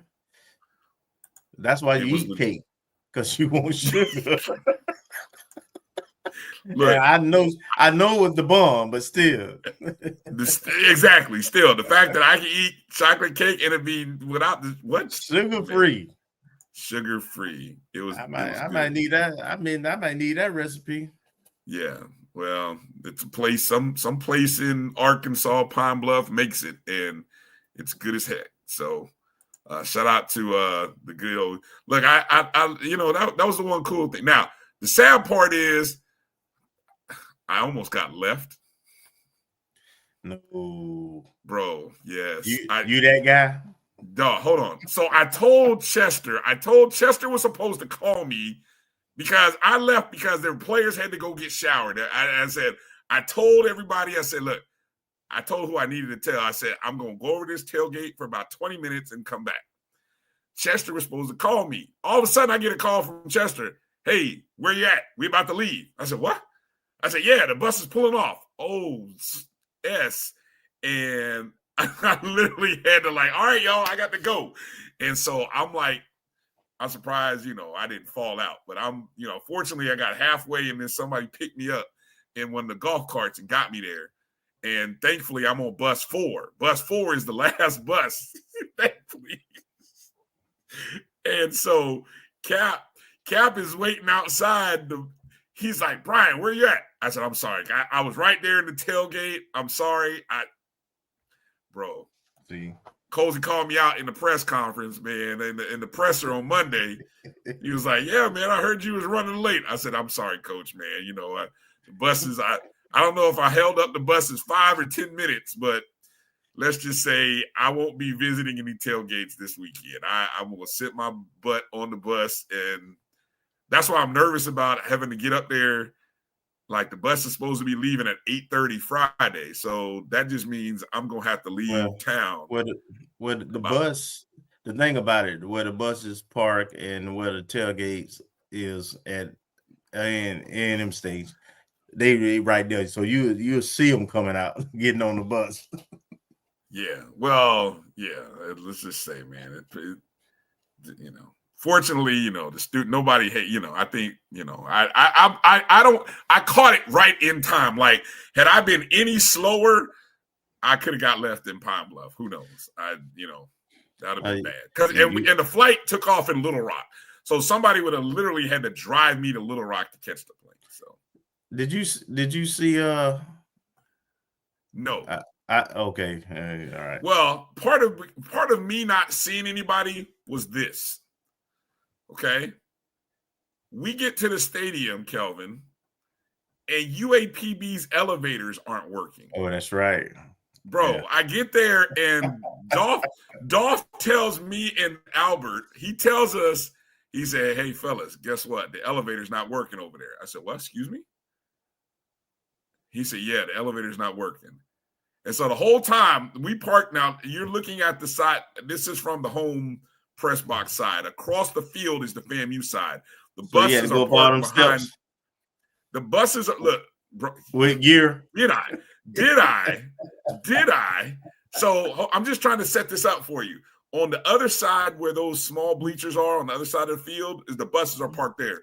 So Albert and I are walking from back there all the way along the baseline to the right, which is their field house and those tents to the right, and then over to the press box side. The whole time I'm cussing under my breath. I'm thinking, God, please don't this can't be, this got to be a joke. We're just sitting there like, this is a joke. Somebody's joking. We like, Dolph is joking with us. We get over there and we asked him and said, hey, how do we get to the press box? We're looking for the elevator.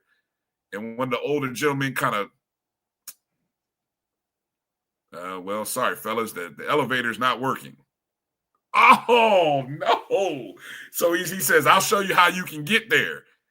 And that's when at the bottom of these stairs, he says, yeah, you can walk up here, and then you got to walk up the stairs to the press box. So I'm carrying during football season, the elevators ain't working. Bro, you supposed to have the elevator guy like at Brad, we had elevated company at the game. He got a pass just in case something happened. It's amazing me because I had to carry about a 60-pound luggage. Now, what was crazy about this, carrying this suitcase that we have our equipment in, Kelvin, I literally could have put that in a backpack. As much stuff as I needed, once I opened everything up and looked at what I needed, I was like, this it? I'm like, what am I carrying around this luggage suitcase for? I was like, I could have put all this in a backpack and carried it up there and been okay. But instead, I had to drag it. Literally, I'm carrying the suitcase up these flights of stairs. Then imagine our press box at FAMU, imagine there being a third row, a third level. That's what it was like having to get up to the press box where we were. I wasn't sure what the broadcast was going to sound like because I'm thinking I am gassed. I'm like, I am winded. Whatever steps and weight training I needed to get in over the last week, I got it in one day. Well, at least it wasn't hot. That was the only thing that I could say was positive about this experience, this part of it. But yeah. So I had to take this photo because I knew y'all would get a no. Did I complain on air? No, actually I didn't. I didn't, Edwin. No complaining on the air because no one would care. No one would care. I'm going to complain on this show because this is what I got. This is our show. We can come. I'm going to complain about this. But no, I didn't complain on the air. I know the HBCU Go people mentioned it. And they said that they had some players. They had some players that helped them bring the equipment up. And yeah, they had help because look, they had. Oh, I didn't even take a photo of. I sent you guys a photo of all their set. They had a full setup. But yeah, what EA said. No.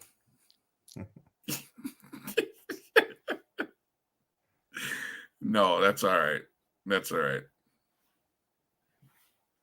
Now, I'm not going to start anything that, no, not starting anything like that. No, sir. But anyway. Yep. Just thought I'd share. Appreciate you guys listening. All right, here we go. Bowl predictions and score.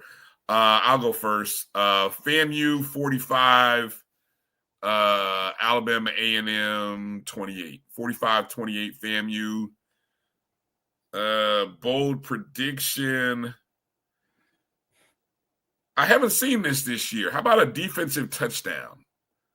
Pick six or scoop and score. Can I add a special teams touchdown too? How about that? I'm gonna add a special teams touchdown and a defensive touchdown. There's my bold predictions. 45-28 final score, FAMU. I'm going to go 38-24 FAMU. And my bold prediction is going to be we're going to go for 250 plus.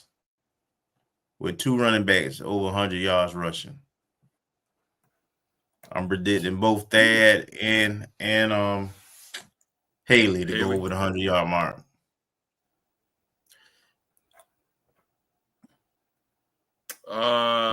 When you got a back end defense that doesn't tackle well and doesn't cover well, I'm just thinking we getting open. Those guys getting open field against that defensive backfield. It's going to be a serious mismatch. Largest scoring quarter. What do you think it's going to be? The one it always is. Fourth quarter. Third, fourth quarter. We're going to be behind in the first quarter. Book it. Hey, that would be a bold prediction. We will have a first quarter lead. That would be bold. So we're going, or we have a first quarter touchdown. One of the two. Yeah. We've only had a lead in 2 games at halftime. We were looking this up when we had that lead. The only game outside of the UAPB game was Southern. Mm-hmm. We had the lead, yeah. So we have only had a lead in 2 of the 9 games that we have played this season. Yeah, that's tough. Yep.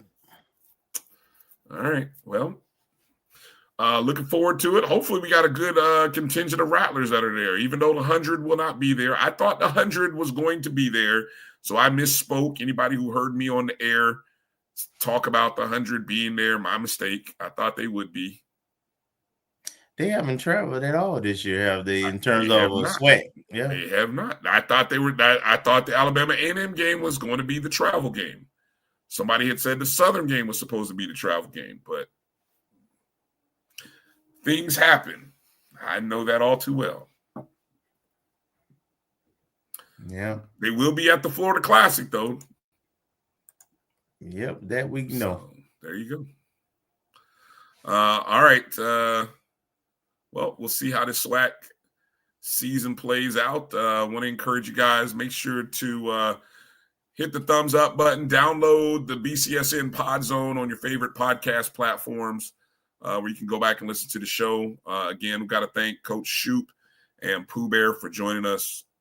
Make sure you show them some love. Shouppe's not on social media, so donate to FAMU baseball if you want to show baseball some love. That's the best. Softball too. They, we accomplished part of their list. Softball fundraiser still going on too. Yeah, exactly. I saw some pictures of the shed. Did you tweet those out from your account?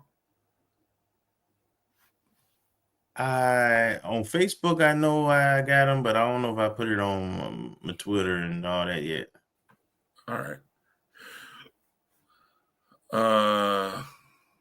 All right. Well, what did EA say? What happened to the 400K? Well, look, gosh, I don't know what happened to him. I just know Mackenzie Scott is throwing around money left and right, and we can't seem to find our way into any of it. Yeah, we ain't big and right or something. I don't know. That's what y'all want to be upset about stuff. That's what all you alums should be upset about. Asking, sending emails. What do we have to do to get some of these McKinsey millions? Well, last thing before we get out of here, BCU got a shot. What you think? Are you gonna ask me a percentage question? Against JSU. What you think? A shot to do what? Win? No. Nope. I'm gonna say yes. I'm saying this one gonna be closer than what the experts think. I hope you're right. I hope you're right, but I ain't got a dog in the fight. I don't have a dog in it, and I'm not putting $1 on it. So there you go. So we'll see. But all right, well, that's going to do it for tonight. Make sure to go check out our friends, Fangs Up Podcast, Fang Exchange. They do their show Thursday, tomorrow night, 8 o'clock Eastern, and then 9 o'clock Eastern. So make sure to check them out. And you can always check out the shows, part of the Black College Sports Network.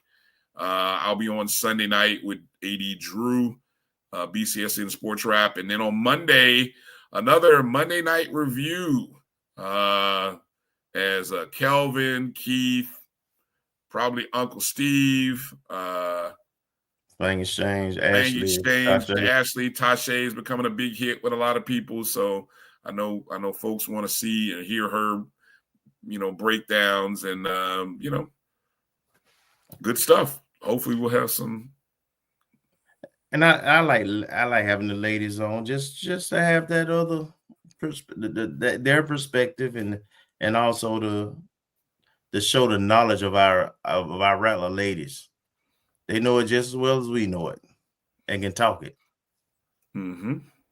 Yes, indeed. Live too. Exactly. So, All right. Well, good luck to all of our teams. Make sure we support. Make sure we retweet and post and share. Share the show with your family. Maybe I know there's a Rattler out there that isn't familiar with our show. So I need all of you to share the show. Those of you who are watching, share the show. And make sure you're following us on all the social media platforms. All right. Well, that's going to do it for tonight. See, Decatur G, I told you it was Bryan. I might help them out a little bit tonight now. I ain't gonna let them sit on other. I was a little talkative this last hour or two. See, yeah, I got the back. I got your back. I appreciate it. All right, for Marcus Green, who was smart enough to get out of here an hour ago, and Kelvin Rozier, I'm Bryan Fulford. Thanks up, Rattlers. We'll see you all in Huntsville, Alabama, or Tallahassee, Florida, or wherever the Rattlers are. We know you'll be there. So strike, and strike again. Peace out.